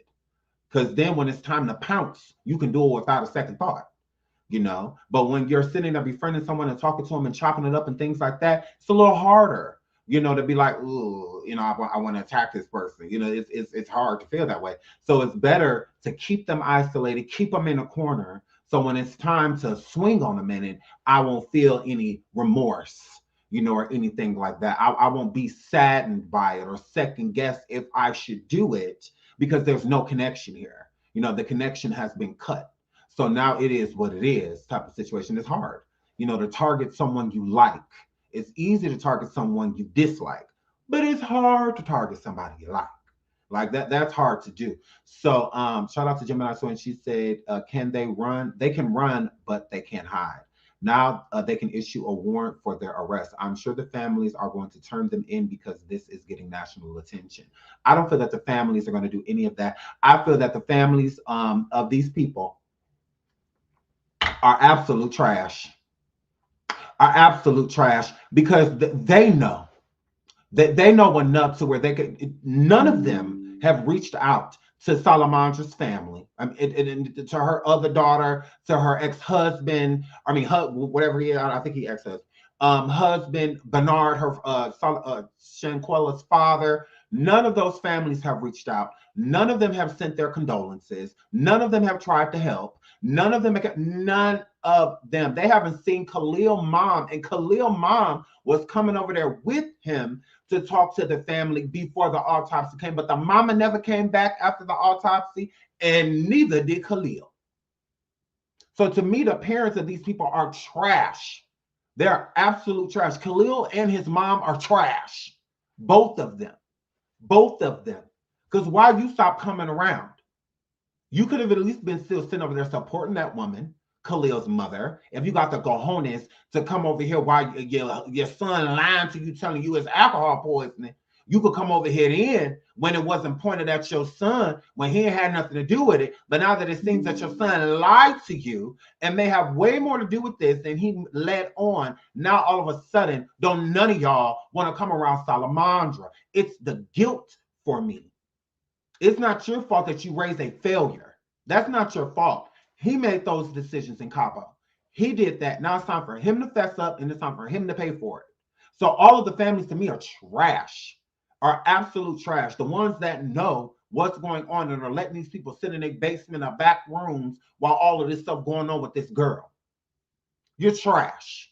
All of you. Every single last one of them. I get that you want to protect your child, but a child has been taken. Somebody's child is gone. And if it was yours, you will want all the help in the world. But then it'd be you same weird people that as soon as your kid does something, you feel a need to protect. Protect from what? Protect from what? Like, what are you protecting them from? Because you'd have a problem if somebody did this to your child and their family tried to protect them from you. But it's fine when it's not happening to that person. But then as soon as it's happening to them, they want everybody to pray for them. They want everybody to this. They want everybody to that. For what? You don't do that. You have the opportunity right now to do so. And you're choosing not to. None of them. None of them have done anything. So now all of those families are trash. Every single last one of them.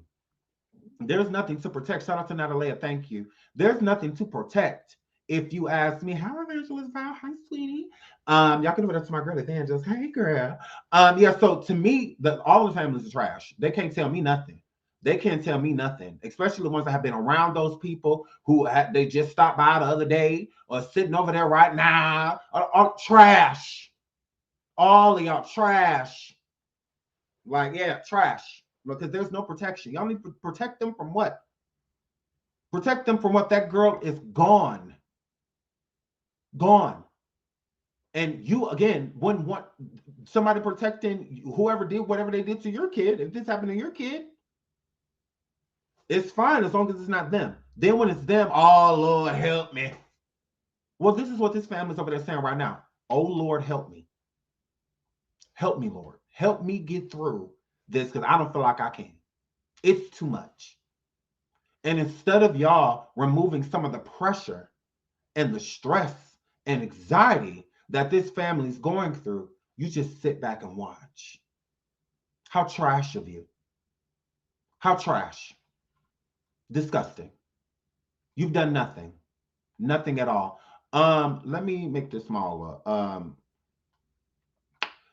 So one of her alleged friends Did I skip it? Yes. So one of her friends was playing Friend of Mine. One of the people that was allegedly there, one of the fake friends, was playing, not Friend of Mine. There's another song, but I think it's by Kelly Price, and was saying they have the nerve to post. Okay, so justice for Shanquella. So this Ben in did it. Ben and did it. It's one of the men, I believe, from the event, and play Friend of Mine, or not Friend of Mine, whatever song he's playing, it basically saying that he was there for Shanquella, that Shanquella used to come to him. Let's listen to this video.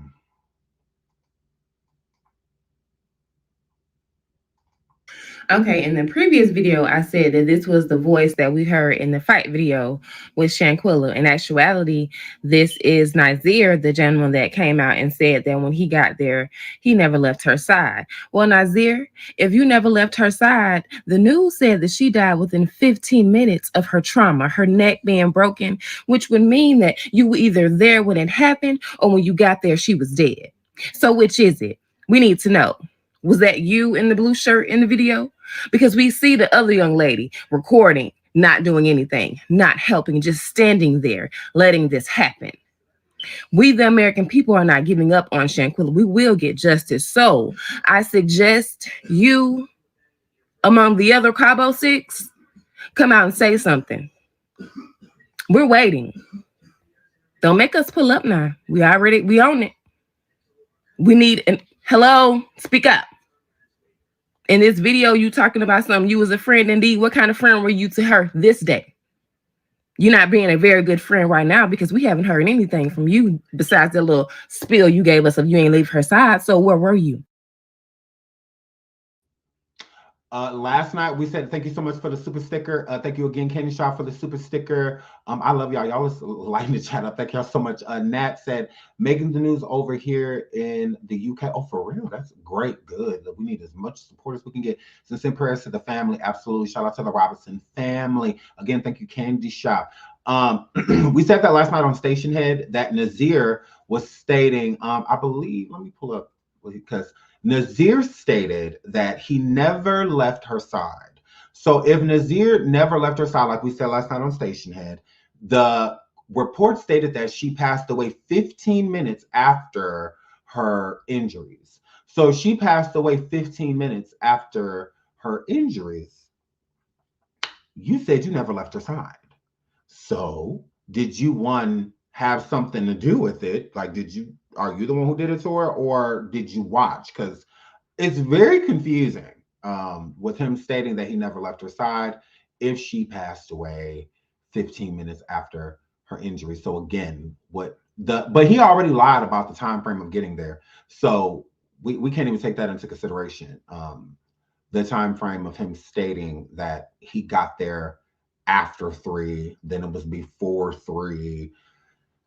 I just don't believe anything he says.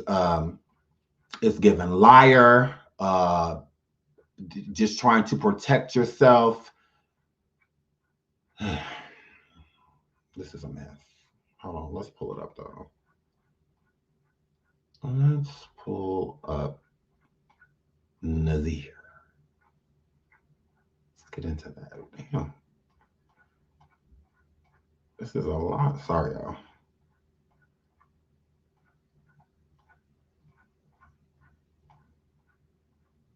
Is it gone? Oh no, we're coming up on it. Okay, so Nazir, let's get into his story. Is that a flight? Hold on. Okay, hold on. This is. And get complex and want to complex.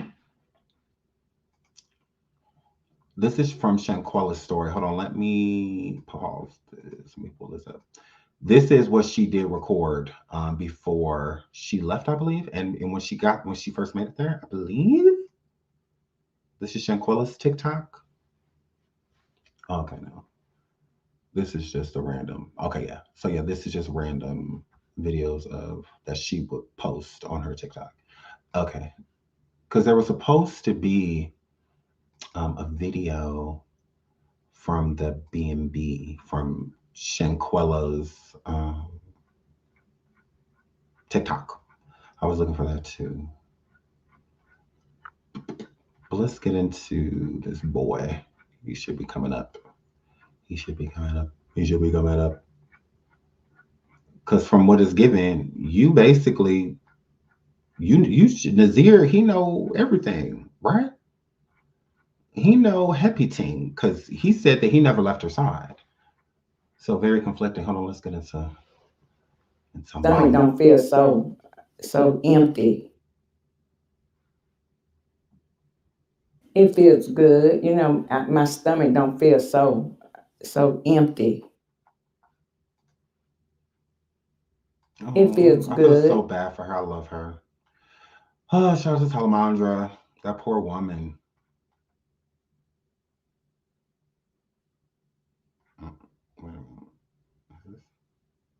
No. Let's keep going. Sorry. Y'all know I'm this information is everywhere. And we watched that last night. Shout out to the NC Beat. We watched and listened to that interview last night on Station Hand. It was good. It was sad though. It was really sad. It's really, really sad. Hold on, I'm just gonna have to, because this is getting on my nerves. Shout out to Gotta Speak for the super sticker. Thank you, sweetie. Because this is annoying me.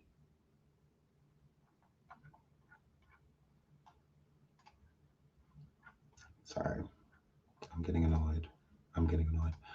Okay, I'm just gonna pull up my video because this is annoying me. Actually, let me just put it in. Nazir.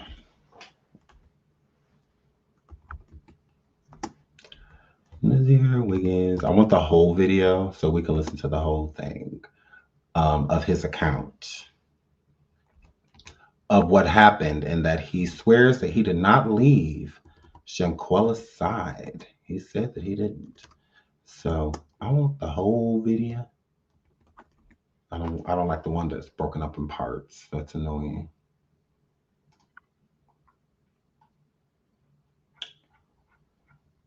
And then we got 60,000 YouTube videos about it. So I don't want to play anybody's YouTube. I would rather just do Twitter.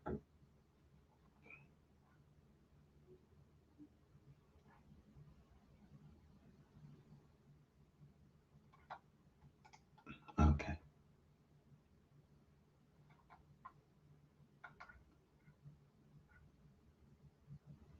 Now, where is Nazir? He didn't disappear, did he? Because now there's people posting a bunch of posters. Where is Nazir? He was just on social media.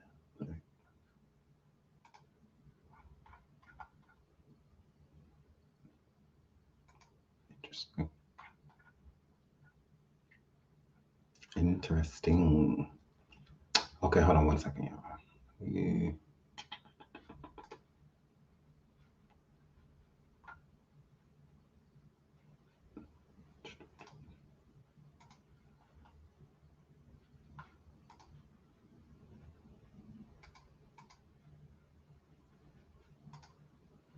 I'll play some music or something real quick. I have to find this.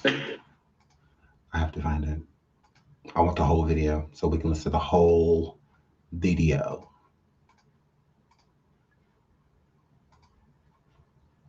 You better do it, Lord. You better get him, Lord. Before I get him, Lord. Hey. Holy Spirit, activate. Oh no. Holy Spirit, activate. Holy Spirit, activate. Activate. Hey, they say I ain't saved because I cuss a little bit, but you're the only judge that I need, and that's it. They always in my business because they say I backslid. They read the Holy Bible, but they ain't applying it. So Holy Spirit, activate. If you do it right now, that would be great. I ain't trying to smack this chick in the face. Don't you see me down here trying to change my way? So Holy Spirit, you better do it, Lord. Holy Spirit, You better get him, Lord. Holy Spirit, Before I get him, Lord. activate. Hey. You can. Okay.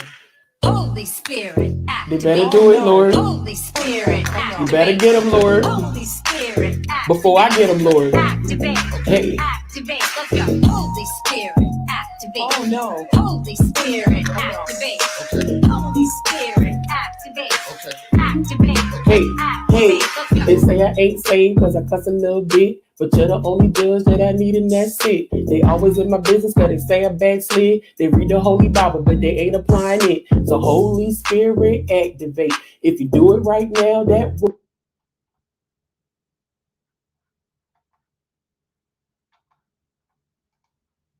Up. I say that in the video. Everybody can hear it. Everybody knows. Everybody that know me heard me say the shit. That was my first video when I got there. Or second, because I made a video of me pulling up to the villa. But he was cutting up the guy. I'll get the timestamp for y'all, but that's not going to work. So I guess.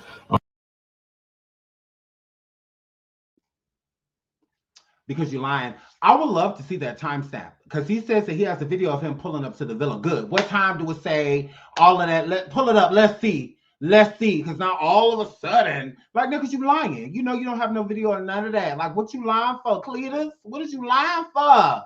Oh my goodness, y'all so innocent, but y'all just keep lying.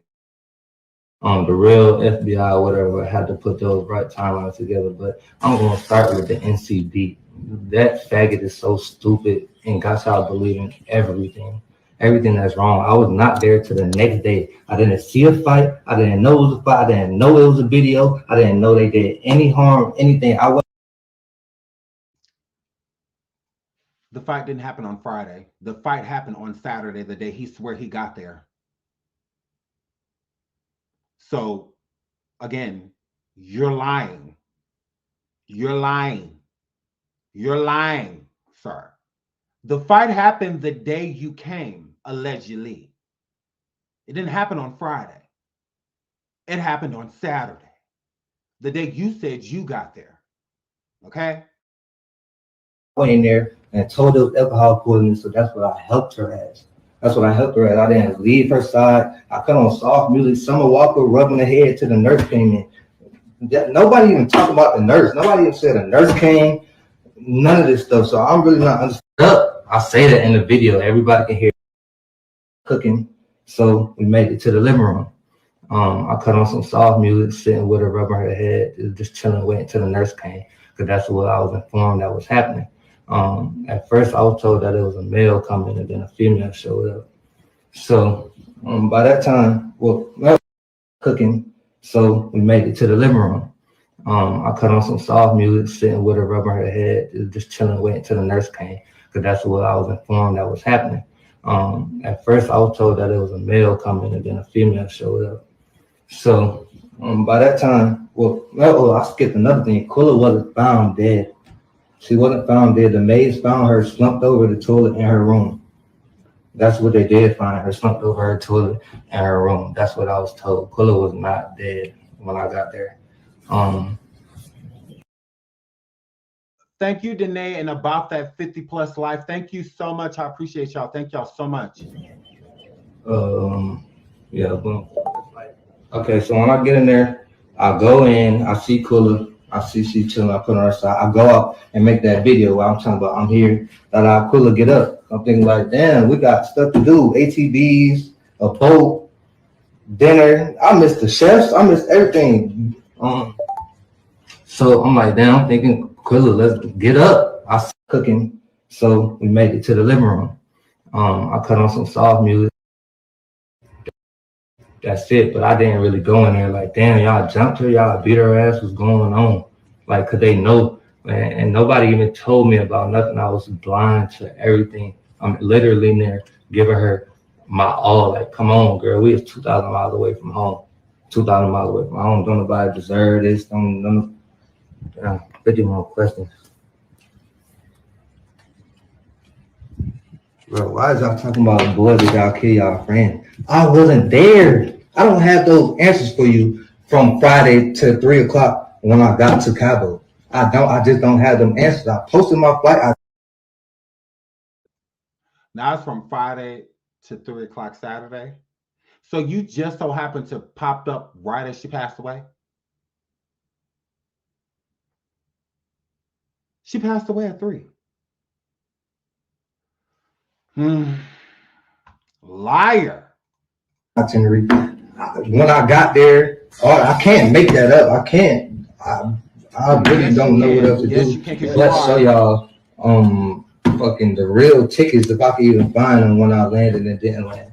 But I could post the video. I could show the video. It's gonna show the timestamps because it's in my archive. I got there at 3-something p.m. Man, that's it. But I didn't really. Now it's 3-something p.m. It's like, okay, we're there before 3, at 3, after 3. Because she passed away at 3. So that means that when you got there, whatever you were doing with her or to her, she was a corpse. Anytime after 3 p.m., she was a corpse. So you laying there rubbing her head, all of that playing soft sexual music. Why, we don't know, you know. Why, we don't know. But all of that wasn't being done on the living room floor because that's where they found her. Can you explain that? Why was she on the living room floor? The nursing home put clothes on her. She was, from what we gather, she was nude that whole time. From the fight with Dejanay on, that girl ain't having no clothes. Mm-hmm.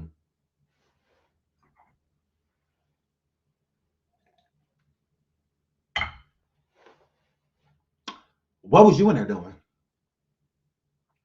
I'm confused. I'm confused. So they knew, allegedly, what happened to her, but you didn't. I should say allegedly to that. You didn't know what happened allegedly, but they all knew what happened to her.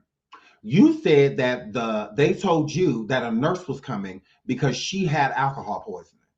And he said something. I don't know why they ain't talking about the nurse. I don't know why they ain't talking about the nurse. It's a good question. What's their one? Or did they mistake the maids as nurses because the maids came in there and told them that that girl was slumped up on that toilet like that? But it's nothing that they didn't know because they put her there. They absolutely did. Because she didn't have any alcohol in her system, meaning that it was none digested. But it doesn't mean that they weren't trying to force it to digest, but the girl was unresponsive.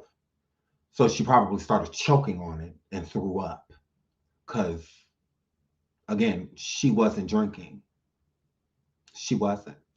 So when you came there, allegedly, you get there and they tell you that she has alcohol poisoning.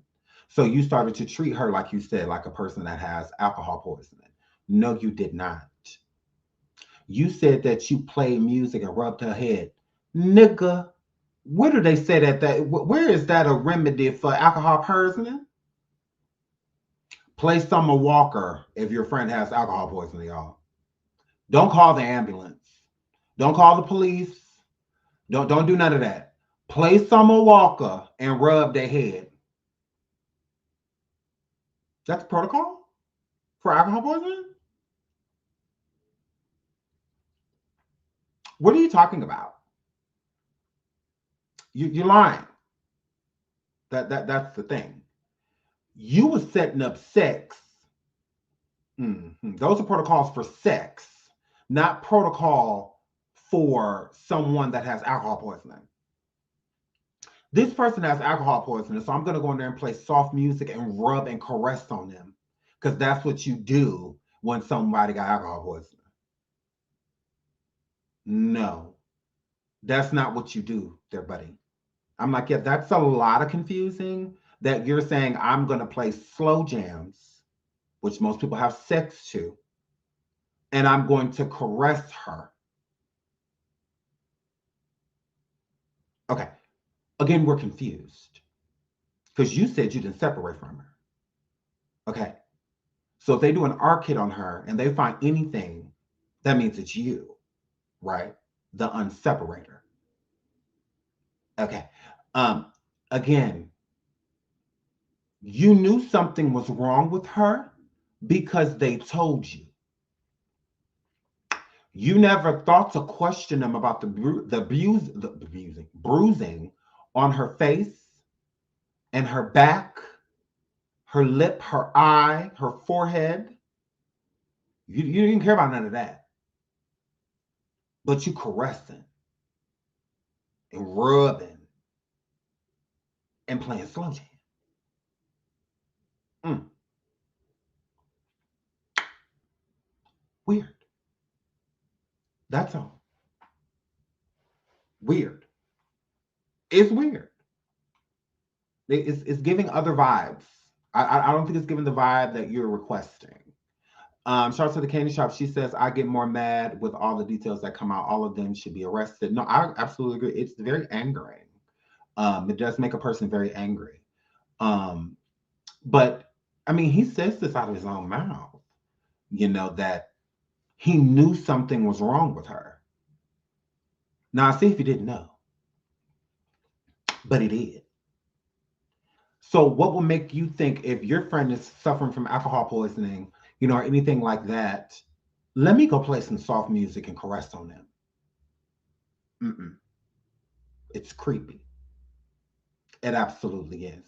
And seeing how her condition and what, you know, her condition was, he definitely knew that something happened. He just didn't care. He didn't care. And he said that nobody told him that there was a fight. Why would they have to if you were there?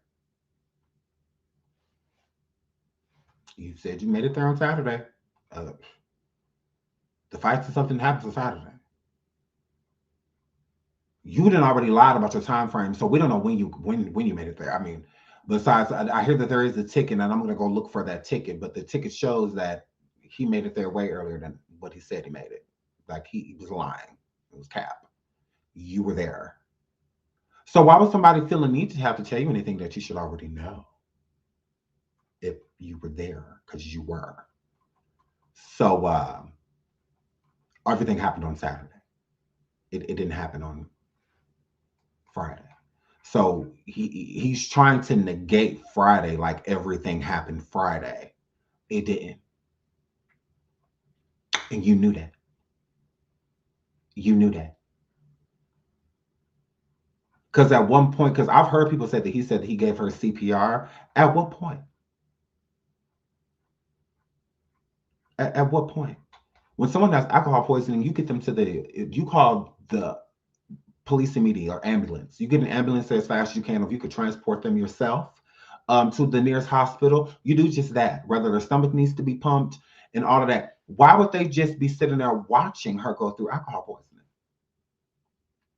That still don't make any sense. It still don't make any sense.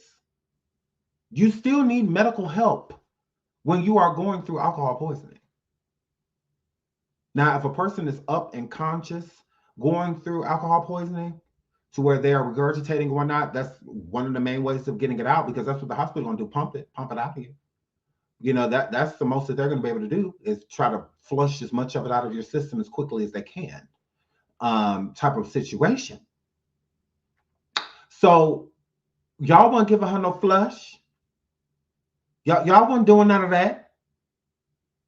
So that means she's going to the hospital. If she is going unresponsive, if she's unconscious of the fact that she's not responding to anything, you need to get her out of here immediately. So that's how they knew there was never any alcohol.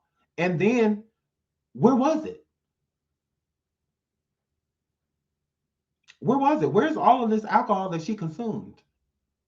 Where is it at? What was she drinking? None of them stated the alcohol she was drinking. No one said that. Look at a garbage can. Look at how many bottles of alcohol is in the nothing. No. So it's 6 people there, 7 people with Shanquella. If there's only 3-4 bottles of alcohol and whatnot, with 6 people, I highly doubt that she drank all 3 bottles or 4 bottles, or however much alcohol. I highly doubt she consumed it all. I'm like, yeah, that doesn't even make any sense. Like, where's all this alcohol she consumed? Like, what was she drinking? But then for the autopsy to come out, it's like, no, she was not intoxicated.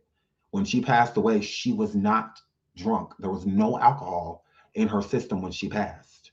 So that doesn't mean that there was no alcohol at all. That just means that before she died, she consumed no alcohol. It doesn't mean that she didn't after.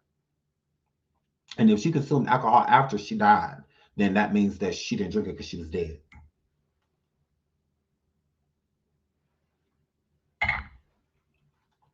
That means that she didn't drink it because she was dead.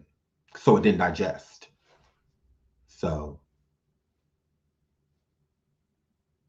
I mean, in order to digest things, you got to be alive to digest them. The digestive system stops working when you pass away. That's working more. So, I mean, there's things out, but ain't nothing going in besides like embalming fluid, stuff like that. But, and that's a little different, a lot of different, actually. So where was the alcohol? So for him to be sitting there, did she reek of alcohol? Did she smell it? He didn't say anything like that. All he's talking about is the puke. He said something about that, but he doesn't say that like that's all you smelled was alcohol. You were so close to her, caressing her, playing soft music and all of that. Did she smell of alcohol? Like what? Because none of that makes sense. You're not saying anything like that. He didn't say at any point in time, if a person is suffering from alcohol poisoning, you are going to smell alcohol in them immediately. Like it's going to be coming out of their pores. Like you could just smell it right away. So is that the scene you came to? Because you just said that she was unresponsive. You didn't say, you said the alcohol because they told you that it was alcohol poisoning. But again, if someone is unresponsive due to alcohol poisoning, even if that's what you truly think it is, because if I would have came in the house and they would have told me, hey, she back there, but she going through alcohol poisoning. She got alcohol poisoning. So she don't feel good. She laying down. She got alcohol poisoning. I'm going to go back there because even if you have alcohol poisoning, you're still going to be alert. You're still going to, move, talk, grunt, all types of stuff. So if I'm going back there, hey, girl, what's up? How you feeling, girl? You feel better, girl? Wake up. Good. Look at me. And there's just no responding, like at all whatsoever. Like I lift her and she just like dead weight. I'm calling 911. I'm not doing no CPR. I'm not doing any of that before I call 911. And you're not supposed to administer CPR on people that are breathing. Okay? You don't do that. You administer CPR when a person stops breathing, not because their breathing is low. Their oxygen levels are low. No, you let them still try to breathe. If anything, try to place them in a better position for them to breathe. But you don't administer CPR to somebody that's breathing. But if you're giving CPR to somebody that is breathing, you could be worsening things. You could be making things worse, especially if she got a broken neck and a cracked spine, and you sitting there crushing down. You can make things worse. You absolutely can.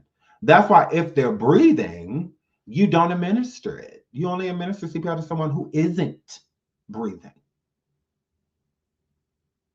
Yeah. That's when that comes in. So if she's breathing, just you can't tell because her oxygen levels are low, you still don't administer CPR. But some people might administer CPR just because they don't see them breathing. They don't see their chest going up and down. That's why you have to literally get down low on the ground, side by side, look at their chest level. Like you really got to, before you commit and before you do CPR, you truly have to make sure the person isn't breathing. Even if they're breathing faintly, you don't do it. You just get help. And if anything, if they're struggling to breathe, like if they're gasping, for air or something, you might want to hand them like a plastic bag or, something like that, because they could just be hyperventilating. It doesn't mean that, they can't breathe. It doesn't mean that, but you definitely have to. It's no different than with CPR when you're putting your head on their chest and whatnot. You're seeing if they are breathing, because even again, if they just start breathing a little bit, you have to stop administering it. You don't keep doing it. Once that's what it's for, is to get the lungs to work again. Once the lungs are working, it doesn't matter how powerful they're working. As long as they're working is what matters until help gets there. So him saying that he did CPR, how? And where did you do it? Because doing CPR on the bed, no. Ground. Put them on the ground. Doing CPR on the couch, no. Put them on the ground. Doing on a hard surface. So it's not something you do. Like, so where did you administer the CPR? Like, I don't, where did that happen? That's weird. You administer CPR, but you didn't call 911? If you have to administer, see, even if they're okay, you still get them to the hospital still. So if you would have did CPR on her and she would have and just woke up, we got to go to the hospital. Like, we got to go figure out what happened. Girl, what's going on with you? You still go to the hospital and get checked out. You don't just be like, it's okay. Now, if you choking on some food or something like that, you clear the airway and whatnot, you ain't really got to go to the hospital for nothing like that. But I mean, if you're having trouble breathing after that, then yeah, I would say go to the hospital, because you just never know. It could still be a little piece in there, something like that stuck somewhere that you don't know. So just go check that out. But did nobody do that? Nobody called 911 out of fear of them getting in trouble. So that was the whole reason. It wasn't because they didn't think that she needed it. They knew she needed it. She is unresponsive. That is every reason to call 911. Every reason. She's not talking, nothing. She's not moving, nothing. We got to get her to the hospital right away. Nobody did that. So with him coming in there knowing that she's unresponsive, not moving, anything like that, it's creepy for you not to call 911. It's creepy that you turned on music instead. It's creepy that you start feeling on her and caressing on her instead. Like, that's protocol for someone that is unresponsive. She wasn't in no coma, nigga. Let's sit in here and play Summer Walker till she wake up because it's her favorite song. Because hearing is the last thing that go. So even in a coma, a person can still hear you. They can still hear you. They may not respond. That's the whole unresponsive thing. So it's not like she couldn't hear you guys. She could probably hear y'all. It's just she's unresponsive. She can't move. I mean, she does have a cracked spine and a broken neck. Like, she's unresponsive. So it doesn't mean that that she can't hear. She can hear. It's just she can't respond. So she can't even respond enough to tell you, I'm hurt. Call 911, nothing. She can't, respond, So, but you felt the need to keep playing music and caressing on her to somebody that's unresponsive. You're weird. This nigga weird. Let's keep going though. He's weird. Going there like, damn, y'all jumped her, y'all beat her ass, what's going on? Like, cause they know, man, and nobody even told me about nothing. I was blind to everything. I'm literally in there giving her my all. Like, come on, girl, we is 2,000 miles away from home. 2,000 miles away from home. Don't nobody deserve this. Don't 50 more questions. Bro, why is y'all talking about a boy that y'all kill y'all friend? I wasn't there. I don't have those answers for you from Friday to 3 o'clock when I got to Cabo. I just don't have them answers. I posted my flight itinerary. When I got there, I can't make that up. I can't. I really don't know what else to do but show y'all fucking the real tickets if I could even find them when I landed and didn't land. But I could post the video. I could show the video. It's gonna show the timestamps because it's in my archive. I got there at 3-something p.m.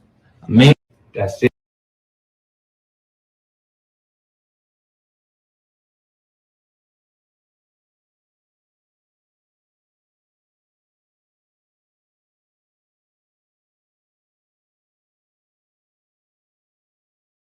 Call him the best friend. The best friend is Khalil. You gotta get that right. They gotta get that right.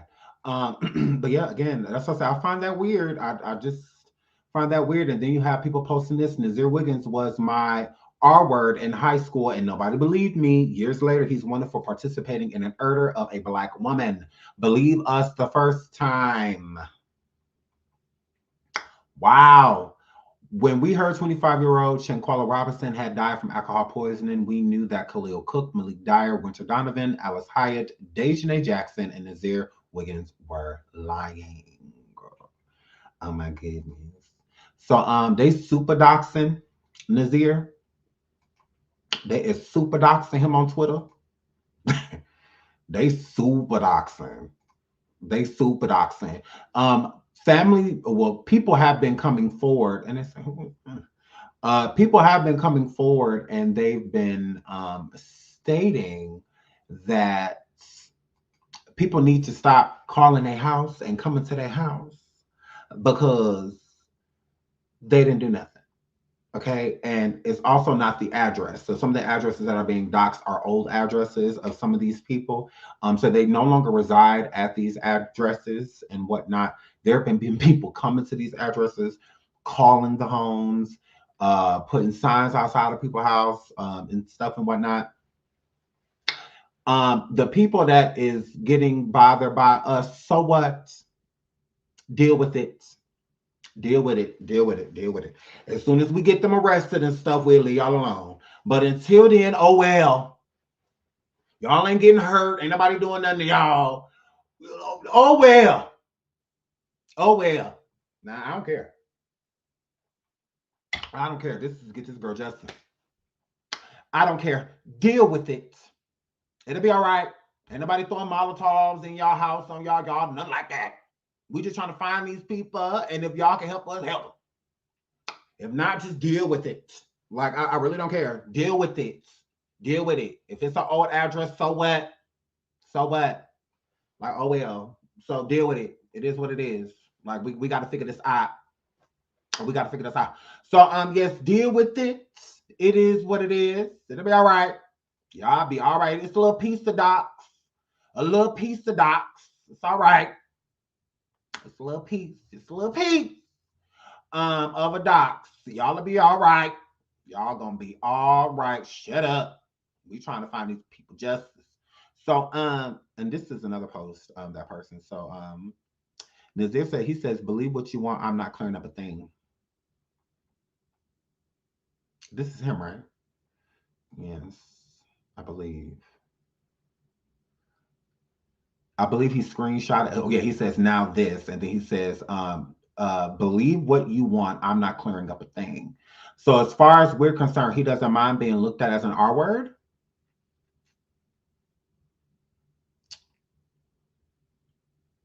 I mean, that's what this is given, right? He says, believe what you want. I wouldn't want nobody believing that about me, especially if it's not true. I wouldn't want that. I wouldn't want that. So, but he said it's fine. If y'all want to think that he is an R word, that is completely fine. He is not clearing up a thing. He said he ain't clearing up nothing. He's not clearing anything up. He don't care. It is what it is. It's that simple. Which I find crazy. Because I'm not about to let nobody go right, especially if that's not true. Oh no, what's this person's name? Rihanna? Rihanna? Oh yeah, girl. This would be a problem for me. This would be a whole issue. Don't play with my life like that ever again. I'm lying. But Nazir said he's not clearing anything up. So as far as we're concerned, Rihanna may not be lying. I mean, I'm not gonna say she's lying. But because you know, anytime something happens, people always feel like people clout chasing. I don't feel like this is a clout chase. I feel like this happened to her. She said that he did this to her. She stated this in high school about him. This is not something that isn't being brought up until now. No, this was brought up in high school. I accused him in high school because that's when he did it to me. So it's not a coincidence that he just so happened to be around the last person around that poor Black girl that passed away. That's not a coincidence, you know. Y'all can look at it as a coincidence. I don't. I know what he did to me. So I'm gonna assume he probably did the same thing to that girl before she passed away. And then again, she did pass away 15 minutes after her injuries. So again, Nazir, if you're being known for things like this, who's to say what you did to her before she passed? Who's to say? Who's to say? Who knows? Because I mean, you was already in there playing soft music, rubbing on the girl. You was in there doing all of that. You said that. What you say? I say that in the video. Everybody can hear it. Everybody knows. Everybody that know me heard me say the shit. That was my first video when I got there. Or second, because I made a video of he pulling up to the villa. But he was cutting up the guy. I'll get the timestamp for y'all, but that's not gonna work. So I guess The real FBI, whatever, had to put those right timelines together. But I'm gonna start with the NCB. That faggot is so stupid and got y'all believing everything that's wrong. I was not there till the next day. I didn't see a fight. I didn't know it was a fight. I didn't know it was a video. I didn't know they did any harm, anything. I went in there and told it was alcohol poisoning, so that's what I helped her as. That's what I helped her as. I didn't leave her side. I put on soft music. Summer Walker rubbing the head till the nurse came in. Nobody even talked about the nurse. Nobody even said a nurse came and told her it was alcohol poisoning, so that's what I helped her as. That's what I helped her as. I didn't leave her side. I put on soft music. Summer Walker rubbing the head to the nurse. I went in there and told her it was alcohol poisoning, so that's what I helped her as. That's what I helped her as. I didn't leave her side. I put on soft music. Summer Walker rubbing the head to the nurse came in. Gross. Gross. Mm-hmm. Gross. And who knows how long it took the nurse to get there? This alleged nurse. I mean, who knows how long it took? Who knows? But the nurse allegedly told them that she had a faint pulse. Okay, so that's not good for her heart to be slowing down. What is her heart slowing down for? Like what? Why is it faint? Like that, again, she needed medical assistance immediately. She needed to be taken to a hospital immediately. But again, how can the nurse come in there and correctively diagnose what they think if you are lying to them? So if the nurse coming in and they say it's alcohol poisoning, she in there because she got alcohol poisoning. She drank a whole bunch of alcohol and she won't get up. Something wrong with her. She's sick. She vomited. So that's how the nurse is going to go in there. Now, if you would have told the nurse it was a physical altercation and she hit her head hard on the ground, or her head got hit hard on the ground, or something like that, it would have been different. They would diagnose things differently. Like, oh, okay, well, we need to get her to the hospital then, because anything could be, going on, and I can't tell just by looking at her, so we got to get her out of here, but if it's just simply alcohol poisoning and she's not necessarily knowing she's unresponsive, just more so thinking she's asleep or unconscious, just because she's sleeping or maybe passed out, something like that, then, I mean, that's how you're going to treat it. You're not going to come in and treat like a severe concussion if you think a person has concussion, if you don't know that information. She's not supposed to, it's not the nurse's job to come in there and guess what's wrong. No, you call me with a specific problem. So I'm going to come over here and take care of that problem, and again, on visual, a person being extremely intoxicated can't really tell. I mean, especially if they're sleeping, and especially if you're being told that they're sleeping and you feel their pulse and know that they have a pulse and you can see that they are still breathing. So to you, they're asleep. She drank a lot, she vomited a lot, now she's sleeping it off. She's in a deep sleep. It's hard to get her up. Just give her a little bit of time, let her sleep it off, for a while. Then if she don't wake up within the next hour or so, 2 at least, then call me again or call the ambulance. When there's probably, something like what the nurse probably said. Make sure she gets lots of fluids. Make sure she drinks a lot of water. When she gets up, if she feels like it, have her eat something. Not too crazy, but make sure she gets some food on her stomach and plenty of fluids, plenty of water. If you have like some Gatorade, something with electrolytes in it or something like that, that'll help. Maybe take some ibuprofen or an aspirin, or something when she gets up. Something like that. That's how they're going to come in. They're not going to come in like, oh my goodness, y'all beat her. Oh my goodness, y'all jumped her. Like, she don't know what's going on. And she could have came with those injuries. She could have got off the flight like that. Like, she don't know. So, grew. Again, you can only do what you know. It's the same thing when the police got there. They can only react to what's going on. You know, they don't get to, you know, it's not like they came. Thank you so much, Allison, for the super sticker. It's not like the police came there and there's a pool of blood, you know, on the floor, you know, and stuff like that. So it's just like, y'all should have did more. Y'all saw the pool of blood, or y'all saw the blood coming down the stairs, and you know, y'all didn't do nothing, you know, type of situation. So I agree. I don't think it was a nurse either. I think it was just somebody that works at the villa or near the villa. I don't think that it was an actual nurse. I don't think so. I don't think so. I don't think so. I don't think it was an actual nurse either. I would agree.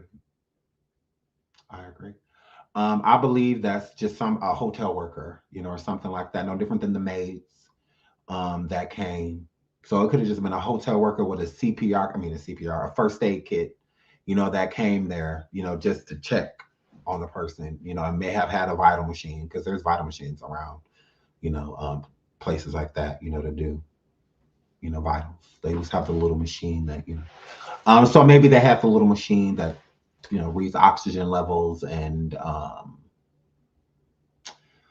whatnot, but and the heart rate, you know, stuff like that. Maybe they have one of those little machines, but like other than that, I just don't feel like it was like a literal nurse. Like I don't feel that way. I don't, and I feel that they wanted to call somebody on the premises because they're not the police, you know. To get her to the doctor, the police is going to have to be involved. So they would rather go to the hotel staff, you know, and they'd be like, hey, do you guys have a nurse here, you know, or something like that. And it was probably somebody that, just some random person, somebody, abuela, came down there and was just like, I don't know, but this don't look good. It's probably just something like that. Something like that. I believe the video was sent to the family, and the Robinson family leaked the video themselves. I believe the Robinson family. I believe someone, I don't know if it was anonymous, sent them the video and they leaked it to get more help and support, which they definitely done. I think it was a good thing, like I said, that they leaked this video, because now it is a homicide. It wasn't a homicide before this video. It was a closed case of alcohol poisoning, is what it was. So, yes, somebody abuela. They went got somebody abuela to come down there and check on that poor girl, and they didn't know what they was doing. They're not medically, they're not certified. You know, they're not like a CNA or an RN or an LPN or a doctor. You know, they're not certified in anything. You know, but you know, feel like they know stuff. So yeah, I'm excited to see what the FBI finds, because I'm sure they're gonna go get those camera footage, because there are cameras in that villa. I just know it. I just know it, and I hope that cameras catch what they didn't. I really do. I really hope those cameras catch it. I hope they caught it. I hope they caught everything we need so we could lock them up and throw away the key. So, but yeah, this dude, he need to go to jail too. Nazir, you're weird. You're weird. And none of you helped her. None of you. That's why all of them, I feel like, need to go to jail, because none of them helped her. I don't feel like they all should go to jail because they saw what happened, because again, I don't feel like all of them did it. So whoever hands made that girl not be here anymore, is responsible for that. But the responsibility that they all had to be able to tell the truth, they didn't do that. So you're just as guilty as the people that did it. To me, you're just as guilty. When you have the opportunity to tell the truth, you have the opportunity to get that girl help. All of you have the opportunity to save her life. None of you did. None of you valued her life enough to save her. None of you. All of your lives were 10 times more important to you than this girl losing hers. It just is what it is. That's just what I get from it. I mean, none of you wanted to tell the truth. None of you. And then another reason that made me feel like he may have done something to her, I'm not saying I don't have any proof that he done something to her sexually, is because, again, if you come in the house and they tell you that she has alcohol poisoning, was that your sign to let me go in here and get in the drawers or what? While she in here unconscious, unresponsive, and then again, hold up. While she in her unconscious and unresponsive, remember, nobody checked on her. Nobody, buddy. It don't take that long to get naked, hoes. Where y'all at?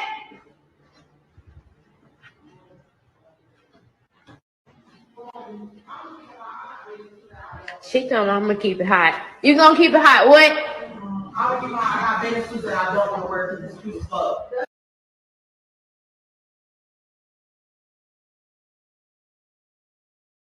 All of them were avoiding her. None of them were talking to her. So when Nazir was with her, oh, you best believe he could have had his way with her. Was nobody coming to check on her? Was nobody looking for her? They didn't care. They didn't care. None of them. None of you cared. None of you. So when Nazir was with her alone, he was literally with her alone. Did nobody come see any? So if he would have did anything or was doing or did do something to her, none of them would have known. And he said that he didn't leave her side. So how we know what happened? That's what I've been saying. Like, I would hate to think that you felt like that was your opportunity to go in there and do what you wanted to do to her in the condition that she was in, while act like you cared so much. It's like you didn't. It's like you saw your opportunity, you took it, but you had no idea that she was dying. It's like you had no idea, and you went in there and allegedly took full advantage of that girl, and you seized the opportunity. When nobody looking in on her, checking on her, nothing. You know, so you could literally have your way. Literally have your way while that girl is literally lying there, unresponsive. So there's no stop, no don't touch me, no get out of here, no help, no nothing. You know, you literally just get to do what you want. So you're back there playing soft music, doing what? What happened? I mean, it's not like this happened again, like in the living room or the game room, in a common area, somewhere that anybody could just walk in. This happened in her room. So we don't know what she was in there doing. So, and you kept reiterating the fact she was alive, but you never said she spoke. So are you saying she's alive to cover your track, to say like, hey, if you find anything, she was alive when it happened? I had no idea that blah, blah, blah. No. She wasn't speaking. She didn't speak. She didn't move. She didn't do none of that stuff. No one corroborates that story with him. That's his story. And nobody will come forward and be like, he's telling the truth, because nobody checked on her. Nobody checked. Remember, the maids told the housemates that she was slumped in there over the toilet. They knew she was because they placed her there. They placed her there. Especially if allegedly when Winter slammed her, Winter slammed Shanquella to the ground and she did not get back up after, then how in the fuck did she get in the bathroom? How did she get in there? If that happened on the floor in that room, how did she get in there? Because she allegedly didn't get back up after this slam that Winter did to her. So y'all placed her in there. Y'all put her in the bathroom and y'all wanted somebody else to find her so it can make it look like y'all had no idea, y'all all innocent. Oh, we had no idea she was in there slumped over the toilet. We didn't know. So then the maids come and clean up the next day. All y'all gone, and that girl was there by herself, and the maids found her. Okay. The maids probably have no idea what happened to the girl. They probably helped her to the bed. and told them like, hey, this girl is in here, blah, blah, blah. Instead, y'all did nothing because y'all already knew what was up. So instead, they asked the maids if they could send a nurse. Can y'all send somebody? Can y'all send, because we don't know what's wrong. Can y'all send, she drank a lot. It could be alcohol poisoning. Can y'all send a nurse? Because we don't know what's wrong with it. Because there wasn't no fight, it wasn't nothing, nothing happened. Well, we don't know, help me please. We don't know. So then they send somebody, umbrella, down there, and he in there allegedly in the room doing only God knows what to her, Nazir. The high school R word, allegedly. He in there doing whatever he feel like. And then I guess the nurse tells them like, hey, she has a faint pulse, blah, blah, blah. Still no ambulance, still no calling the police, nothing. But at this point in time, Khalil is talking to Salandra, which would be her mother, Shanquella's mother. Khalil, to me, was talking to her from a whole nother, he had no idea what was going on with the girl. He was doing it from a whole nother area of the house. He wasn't like looking at her because, again, Nazir said that he did not separate from Shanquella. He does not state while these things were going in the room that Khalil was anywhere to be found. So how is Khalil giving Salamandra an update if he's not even in the room where the girl is at? And I can pull that up to you and show you right now. If you listen to Nazir, he said he was with her until he didn't leave her side, basically. He never says anything about Khalil. Where was Khalil if Khalil was on the phone with Salamandra telling her what was going on with her daughter? First, he called and said that she had alcohol poisoning. Then he called and said that she wasn't really responsive. Then he called back and said he kept calling her every update, but none of the updates were from him actually being in the room because Nazir said that he didn't separate from her. And Nazir never says anything about Khalil. Listen. I say that in the video. Everybody can hear it. Everybody knows. Hold on, because the real FBI, whatever, had to put those right timelines together. But I'm going to start with the NCB. That faggot is so stupid and got y'all believing everything that's wrong. I was not there till the next day. I didn't see a fight. I didn't know it was a fight. I didn't know it was a video. I didn't know they did any harm, anything. I went in there and told it was alcohol poisoning, so that's what I helped her as. I didn't leave her side. I put on soft music. Summer Walker rubbing her head till the nurse came in. Rubbing her head till the nurse came in. Nothing about Khalil. Where's Khalil? The one who keeps calling Shanquella's mother, giving her updates. Where is where is he? Where's Khalil? Because Nazir was not calling Salamandra, giving her updates on her child. Khalil was. But Nazir says that he was with her the whole time. He speaks nothing of Khalil. Where was Khalil? Let's keep listening. Where was Khalil? Where the best friend? Cooking. So we made it to the living room. I put on some soft music, sitting with her, rubbing her head, just chilling, waiting until the nurse came, because that's what I was informed that was happening. At first, I was told that it was a male coming, and then a female showed up. So by that time, I skipped another thing. Quilla wasn't found dead. She wasn't found dead. The maids found her slumped over the toilet in her room. The maids found her slumped over the toilet, not Khalil. Khalil did not find her. The maids did. He said he was in there chilling because somebody told him that a nurse was coming. So nobody was in the room with him. This is before he goes into the room that they told him that a nurse was coming. So where's Khalil? Mr. Update. The updater himself. Where?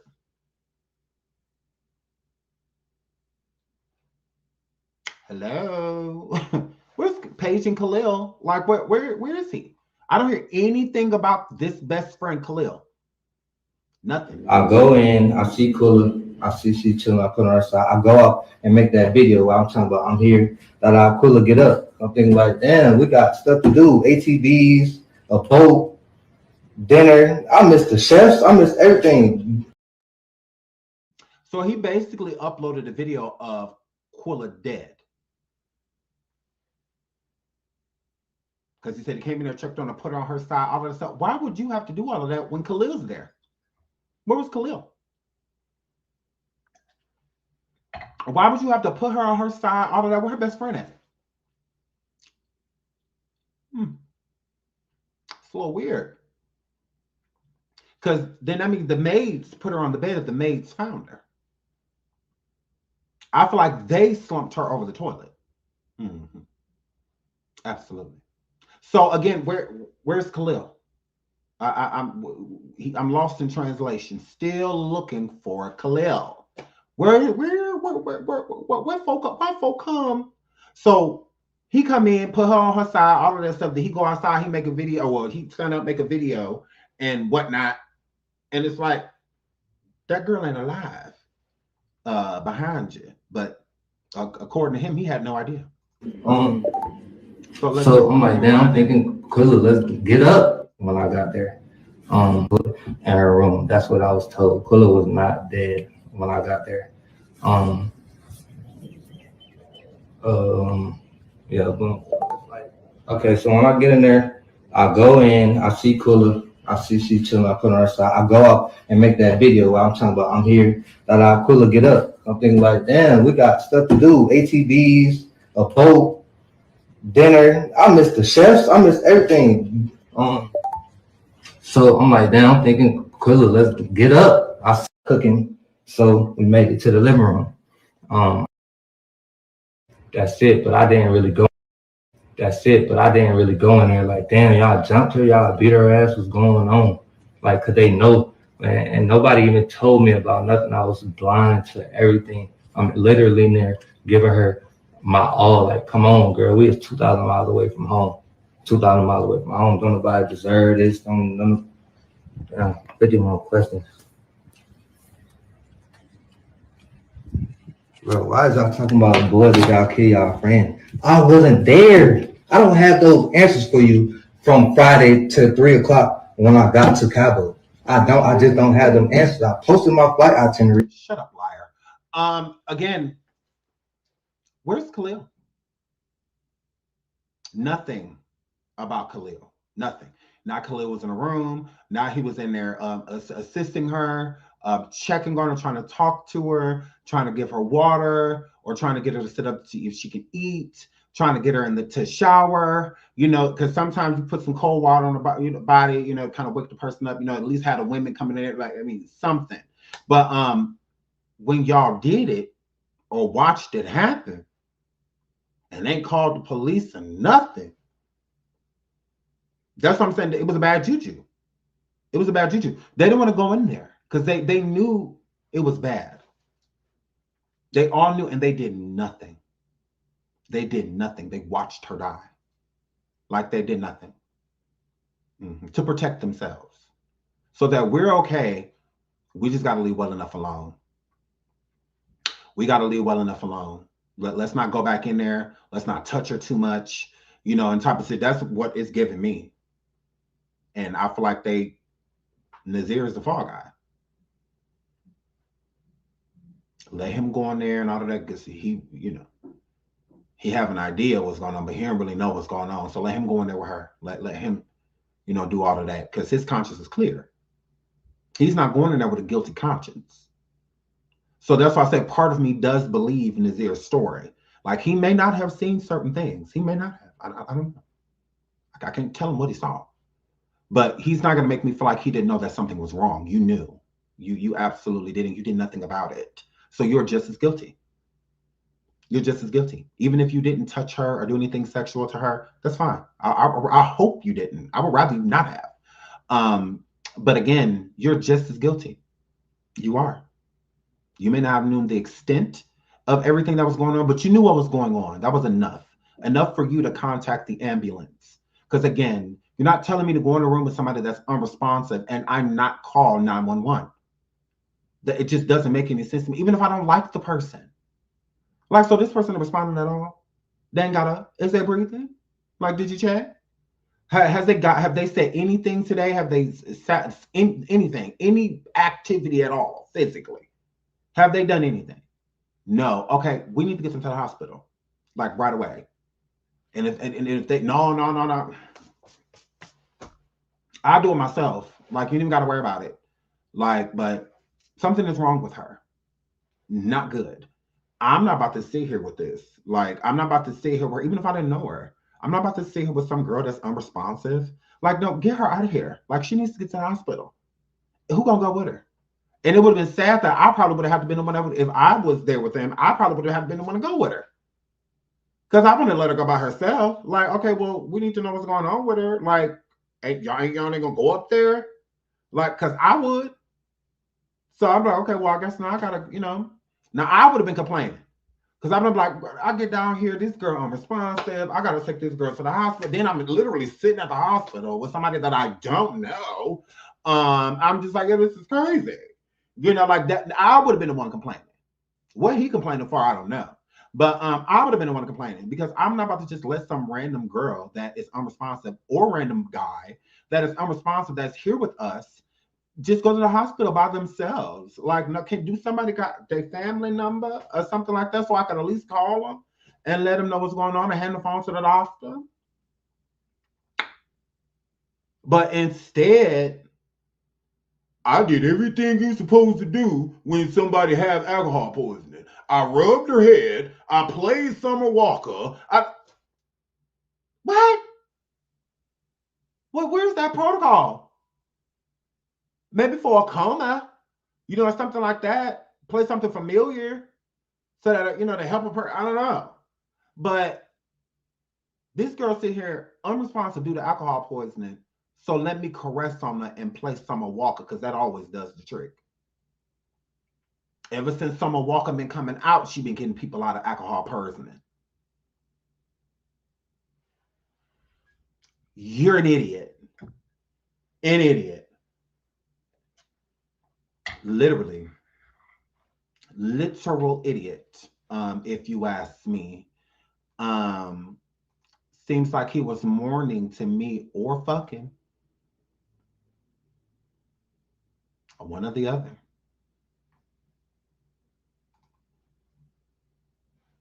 I mean, it could have been his last cry. Some people could look at it as his one last cry. Some people could look at it as his one last intimate moment with her. I mean, I don't know. I wouldn't say mourning because he said himself multiple times. Hold on, let me play it for the ones in the bag. Hold on. Multiple times. Hold on. Let me. What you say? They even told me about nothing. I was blind to everything. I'm literally in there giving her my all. Like, come on, girl. We is 2,000 miles away from home. 2,000 miles away from home. Don't nobody deserve this. Don't 50 more questions. Bro, why is that? That's it. But I didn't really go in there like, damn, y'all jumped her. Y'all beat her ass. What's going on? Like, cause they know. And nobody even told me about nothing. I was blind to everything. I'm literally in there giving her my all. Like, come on, girl. We is 2,000 miles away from home. 2,000 miles away from home. Don't nobody deserve this. Don't 50 more questions. Bro, why is y'all talking about boys that y'all kill y'all friend? I wasn't there. I don't have those answers for you from Friday to 3 o'clock when I got to Cabo. I just don't have them answers. I posted my flight itinerary.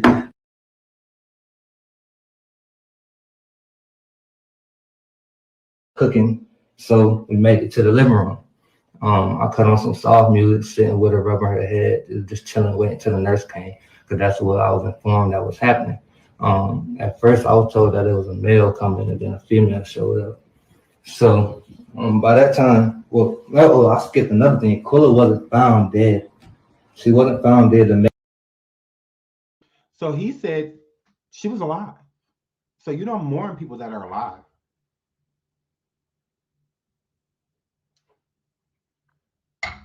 But you can have sex with her.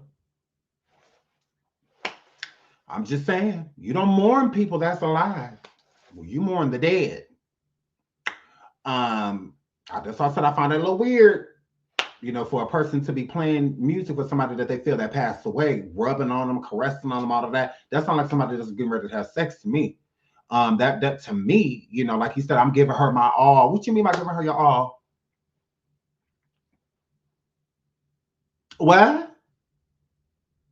What is you giving her your all? Like what? He didn't say I was giving him my all, giving her CPR. He didn't say that. He didn't. Giving her your all. What was you doing giving her your all? How? Hurry up. How was you giving her your all? What does that mean? Giving her your all or what? I would hope he think it was Peen. And you wondering why she not responding? I don't know, because she's unresponsive. So this is the R word, what you're doing right now. You need consent. Yeah. You need consent, and an unresponsive person cannot give it to you. I mean, how did you ask her? Don't get up if I can smash. If I can't smash, then get up. And since she didn't get up, you took that as a guess. That's when you start playing Summer Walker, caressing, and not that. And again, from that altercation to she passed away, she didn't have on any clothes.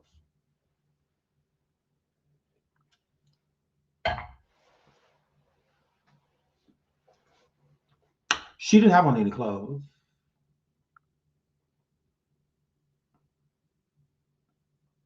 She didn't. Absolutely. She wasn't in no robe, you know, or anything like that. She was not. Yes. So when you came there, when you were around her, she was nude, basically. They didn't even care enough to put her on clothes. That's how scary them bitches was. They drugged that poor girl to that toilet. And I don't believe they put her on the toilet first. I believe they put her in the bed. And I think they probably like walked around talking, freaking out, not knowing what to do. And then one of them thought of coming up with alcohol poisoning.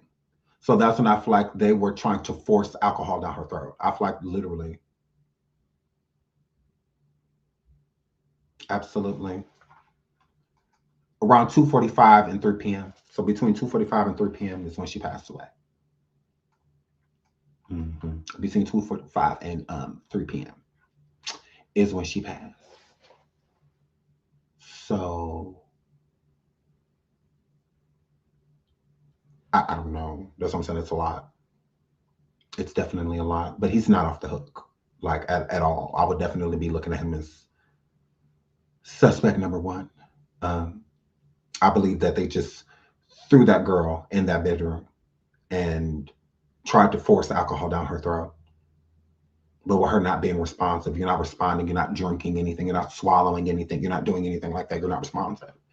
You know, so that could cause her to throw up, you know, and also concussion can cause you to throw up too. So yeah, I think that they were trying to force, because she wasn't drinking. She wasn't drinking. So how can you say alcohol poisoning with no alcohol in her system? And then again, when the autopsy was done, there was no alcohol in her system when she passed away. Before or during, there was no alcohol consumption.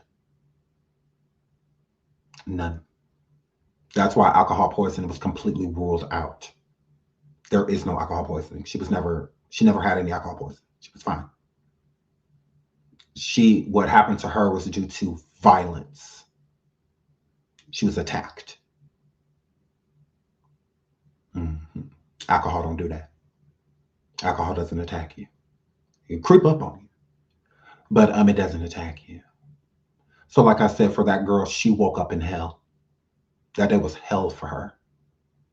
I couldn't even imagine. Because I mean, we still got to put the time frames together of what all happened to her. But it's seeming as if she was attacked twice. is what it's giving. That she was attacked twice. She was attacked in the morning, and she was attacked in the afternoon, evening, is what it was giving. She was attacked more than once.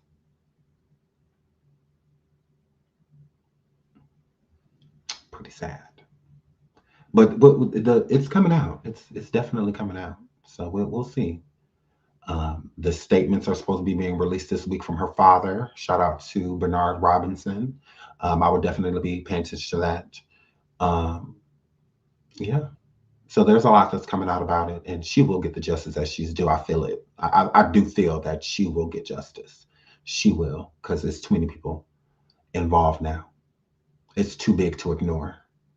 And you know how America and anything federal likes to do. Any time a story get like this, they try to solve it immediately. They try to get it done as soon as possible. So they do. They try, because it's a big story. So the people aren't going to let it go away. So the only way the story is going to go away is by solving it. Is by fixing it. So they're going to do everything in their power. I feel they're going to try to hurry up, and get this taken care of. So they can spotlight the things that they want to spotlight. Because I don't believe that if it was not for the people, I don't believe that they would have been interested, especially this interested and invested in trying to figure out what happened to where this became national news. It should have been national news in the first place. It's not like this just happened. It didn't. It happened weeks ago, like over a month ago, about type of situation. Why is it national news as of last week versus it should have been national news? Because the only thing that changed is that we found out that people that were with her are liars. They're absolute liars. Is really the only new tea. Other than that, her death was always mysterious. It always didn't make sense. The bruising and things on her body, none of that made sense. So it's like y'all say no foul play and somebody used her as a punching bag, but no foul play. Okay. That's no different than Kanika Jenkins. She did have certain injuries to her body, but they just, again, blamed it on other things. Oh, it was her walking through the hallway, bumping against things. That's how she split her lip. Did you see how she was falling through the hallway? And all of that. Yeah, that's how that happened. She did it all on her own. It's the same thing they did to her. The same thing. They said that she inflicted those wounds and stuff to her body. She was drunk, aimlessly walking around. She was outside. We didn't say for a while she did it. We don't know what happened, so we didn't do it. That's all we know. Type of situation. Same thing with the party goers in that room. We didn't do nothing to her. We didn't touch her. We didn't do it. It doesn't mean that something more sinister didn't happen, that something else didn't go down. It does not mean that. So, yes, they absolutely did. From what I gather, they attacked her in her sleep. They did. They absolutely did. They didn't want to wait for her to wake up. And they was ready. The plan that they had put together, they was ready to execute it. And I believe that they drugged that girl out her sleep, literally. Like fought her out her sleep. Came in that room, hooping and hollering at her, jumping on her bed, and then just, I feel like they forced her into that because she did not want to fight. As you can see clear as day. She didn't want to fight. She absolutely did not.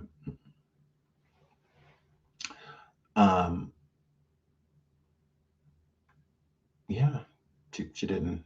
Yeah, like when we get no justice. Well, I mean, that's a little early. I feel to be saying that. I mean, there's a lot of people that care and a lot of people that are on it. So I feel like it's a little premature to be saying that. You all would have called 911 first and try to perform CPR if you know how to. Yeah, they didn't try to do none of that because they wanted her to, be hurt. That was their goal. They wanted to hurt her like no other. They wanted to hurt her like no other. I don't think their plan failed. I think their plan got out of control. I think that that's what happened. I feel like the plan was to hurt her. The plan was not to end her life. I don't feel that way. There's too many other ways of going about it. I mean, in my opinion, way quicker ways The cartel, especially down there, is known for ending people. So, I mean, if you want to get somebody ended, there's other ways of going about it than putting it all on you.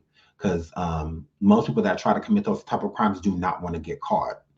So it's no different than them blaming it on alcohol. It's not like they poisoned her to death and whatnot, and then they blamed it on alcohol. And it was hard to determine because of blah, blah, blah. No, they beat her with the intention of her going back home beat up. I feel like that's what it was. They wanted her to go back home beat up. They didn't know that she was going to die. I don't think that. I don't think that they knew that. I don't think that was what they were aiming for, because there are way quieter ways, I mean, of doing stuff like that, and ways to where your hands aren't dirty. I don't see that. I just don't see premeditated. That not with a fight. That just doesn't make any sense. Fights get out of control all the time. People do not know their strength. So just because you go into a fight, it does not mean you're going into the fight to end that person's life.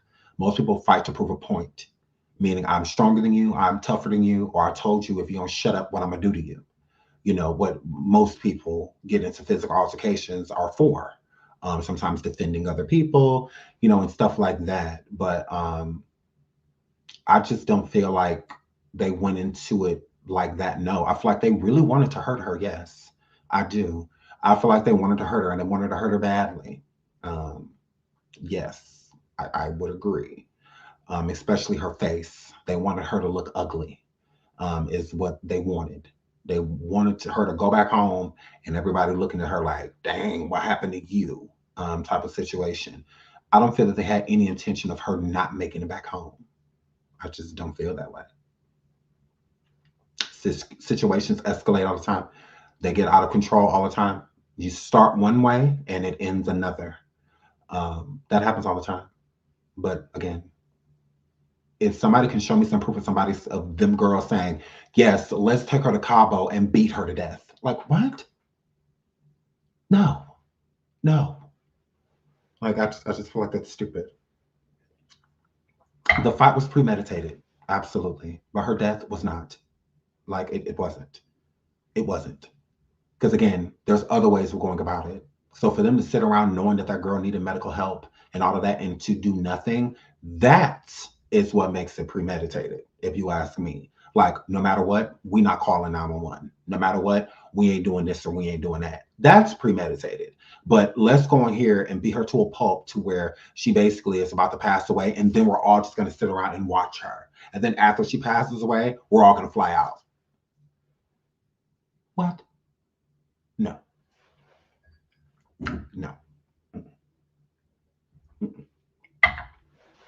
They may have been plotting against her, but that wasn't part of the plan. That's just how I feel. It was not part of the plan. It wasn't. But it happened.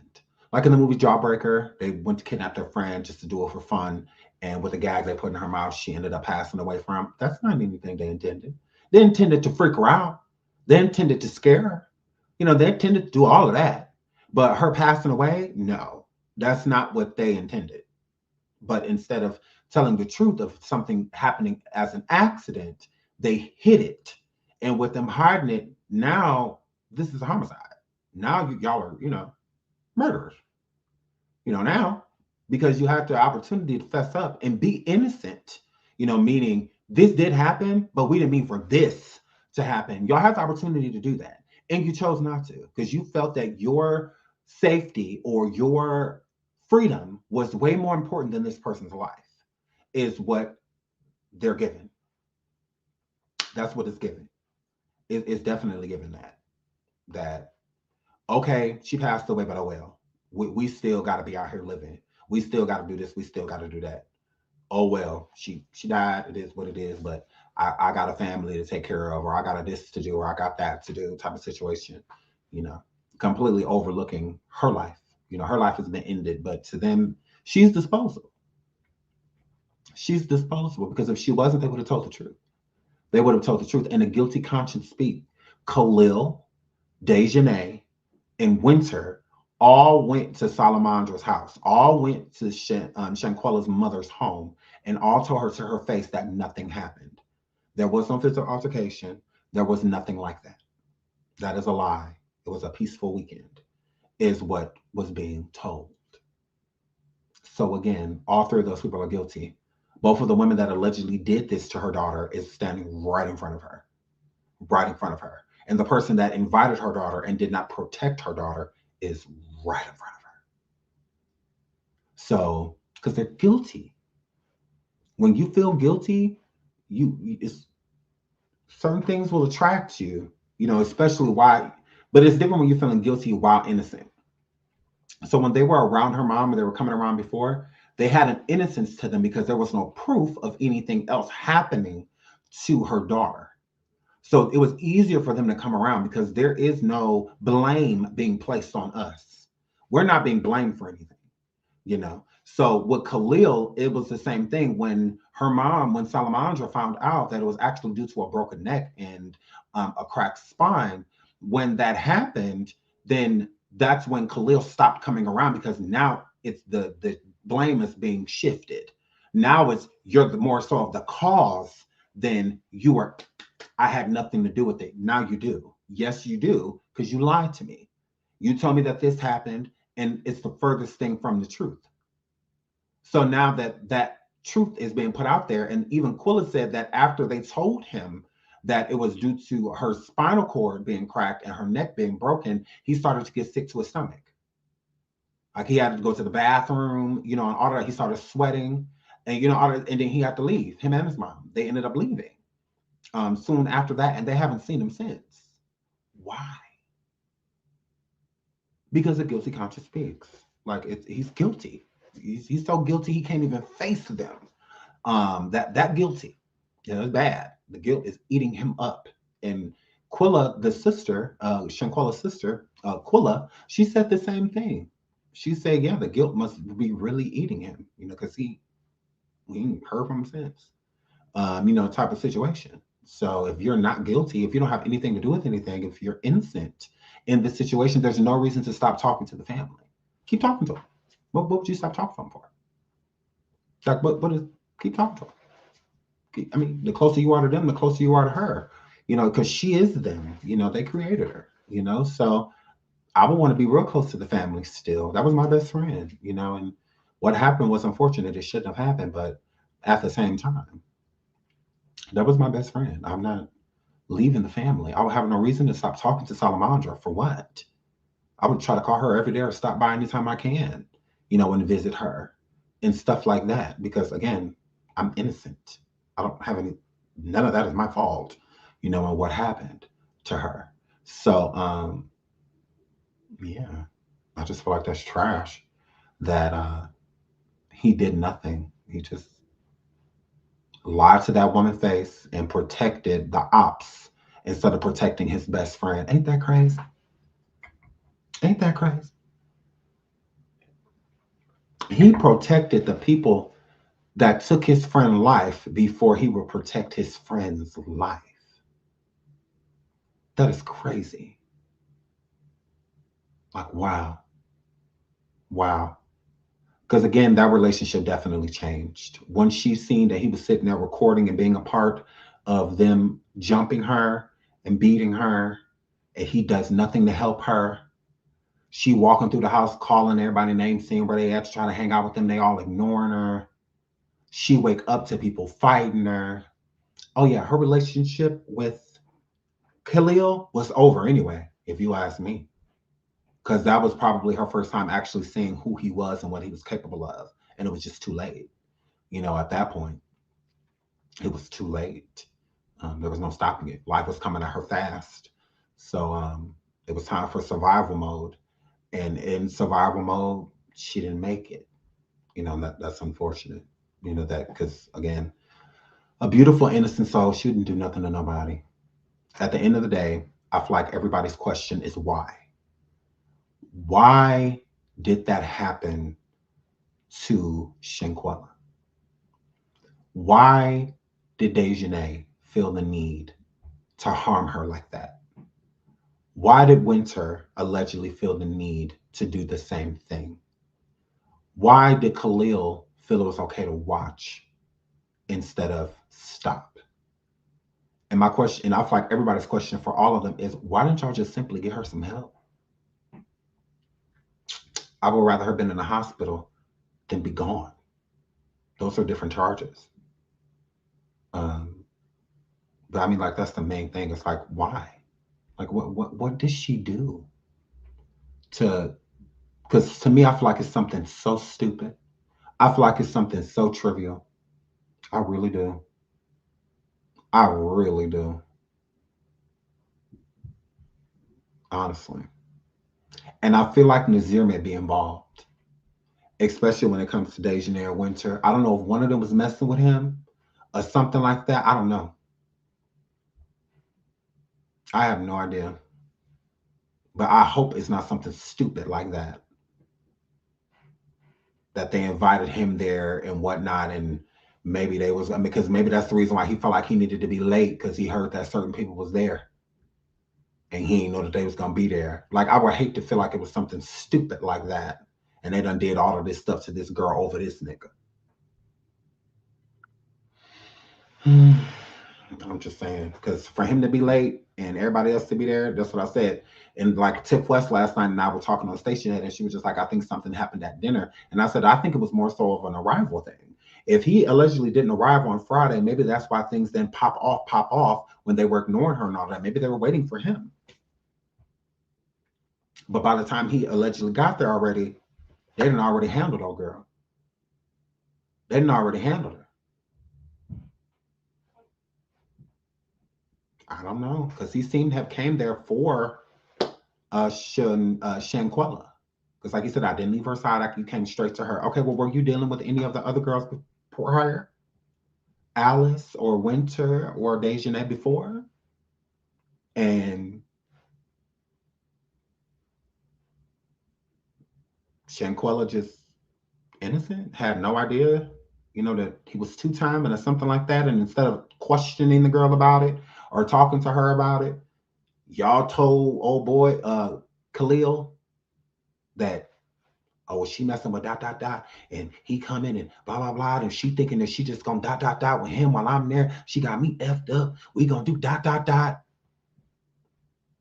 When he do get here, he think he gonna get here and be and she gonna be all pretty and all. We gonna tear that ass up. We gonna do this. We gonna do that. When he get here, he ain't gonna want to smash her. I would just hate, because stupid things like that have happened before. So. I'm just saying. So it's like, because it's like, well, why? Like, why would y'all do that to her? And that's what I said is giving a rival. It's giving, they didn't pop off on Friday because he wasn't there yet. I feel like that's why he came forward, because he know that a lot of this happened because of him. Honestly. And that's why I say Khalil set her up. Khalil invited old boy because it was his birthday. It was Nazir's birthday. So the celebration was for Nazir. It was for him. And he wasn't there. I do know that. I do know it was his birthday. And he wasn't there. So they were pretty much celebrating for him, and he wasn't there yet. So again, that's why I said they could have been just waiting for him, like he's the conduit. You messing with both these people at the same time, or something like that. Or I don't know, maybe Dejanay or Winter was dating him, or had just got, I don't know. I don't know. But it could definitely be given that Winter was dating him, and Dejanay, that's her girl. Her and Winter like this, so she got her back, and she ain't just about to be sleeping with your man. Blah, blah, blah. I don't know. But I feel like it was something stupid. And I feel like it was something prior to them getting there. I don't feel like it popped off there. No, it was, these intentions was through the gate. This was premeditated. This was before y'all even got there. Type of situation. And how Khalil was walking around that house treating her, treating Shanquella, he was clearly done with the friendship. Clearly done with it. So I don't know. I just feel like it was something that didn't have to happen. That it was over something stupid. And I think that's why a lot of people really ain't saying nothing, because it's dumb. Like, once y'all find, it's like that's what it's given. Like, once y'all find out what this is really over, y'all gonna be like, are you kidding me? Like, are you all of that for that? You know, I don't think it's gonna be something crazy. And they did state that what's the name? Dejanay allegedly just had a baby not too long ago. Is it his?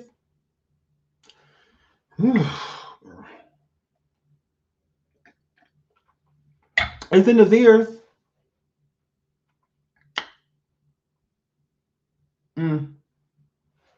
It's in his ears, girl. I don't know. But I gave y'all 3 hours and 10 minutes. I love y'all so much. Thank you so much for all the donations. I will go on Station Head later because there's more about this that we're going to talk about. Y'all know I like to do it in bits and pieces because it's so much information so that we can focus. Again, I appreciate all of y'all support. I love y'all down. If you are not subscribed, make sure you subscribe. We will find justice for Shanquella Robinson, a girl. I do not like saying her name wrong. Put some respect on her name. Shout out to the Robinson family. Please continue to pray for them. There is a GoFundMe up if you would like to help out with the funeral. I will put it on my community feed as soon as I get off of here. If you would like to donate and help out, it doesn't matter what you donate. Anything is great. If you can, you can. If you can't, you can't. That's fine. A prayer is just as well. It's just as good as a donation. So again, shout out to the Robinson family. Justice for Shanquella Robinson. Okay, I love you all. We will be back live again with any update that comes across my desk. We will be live with it. But until then, I love you all so much. We will be live on Station Head later. I love you all. Until the next show. Oh my God. Bye. Flex.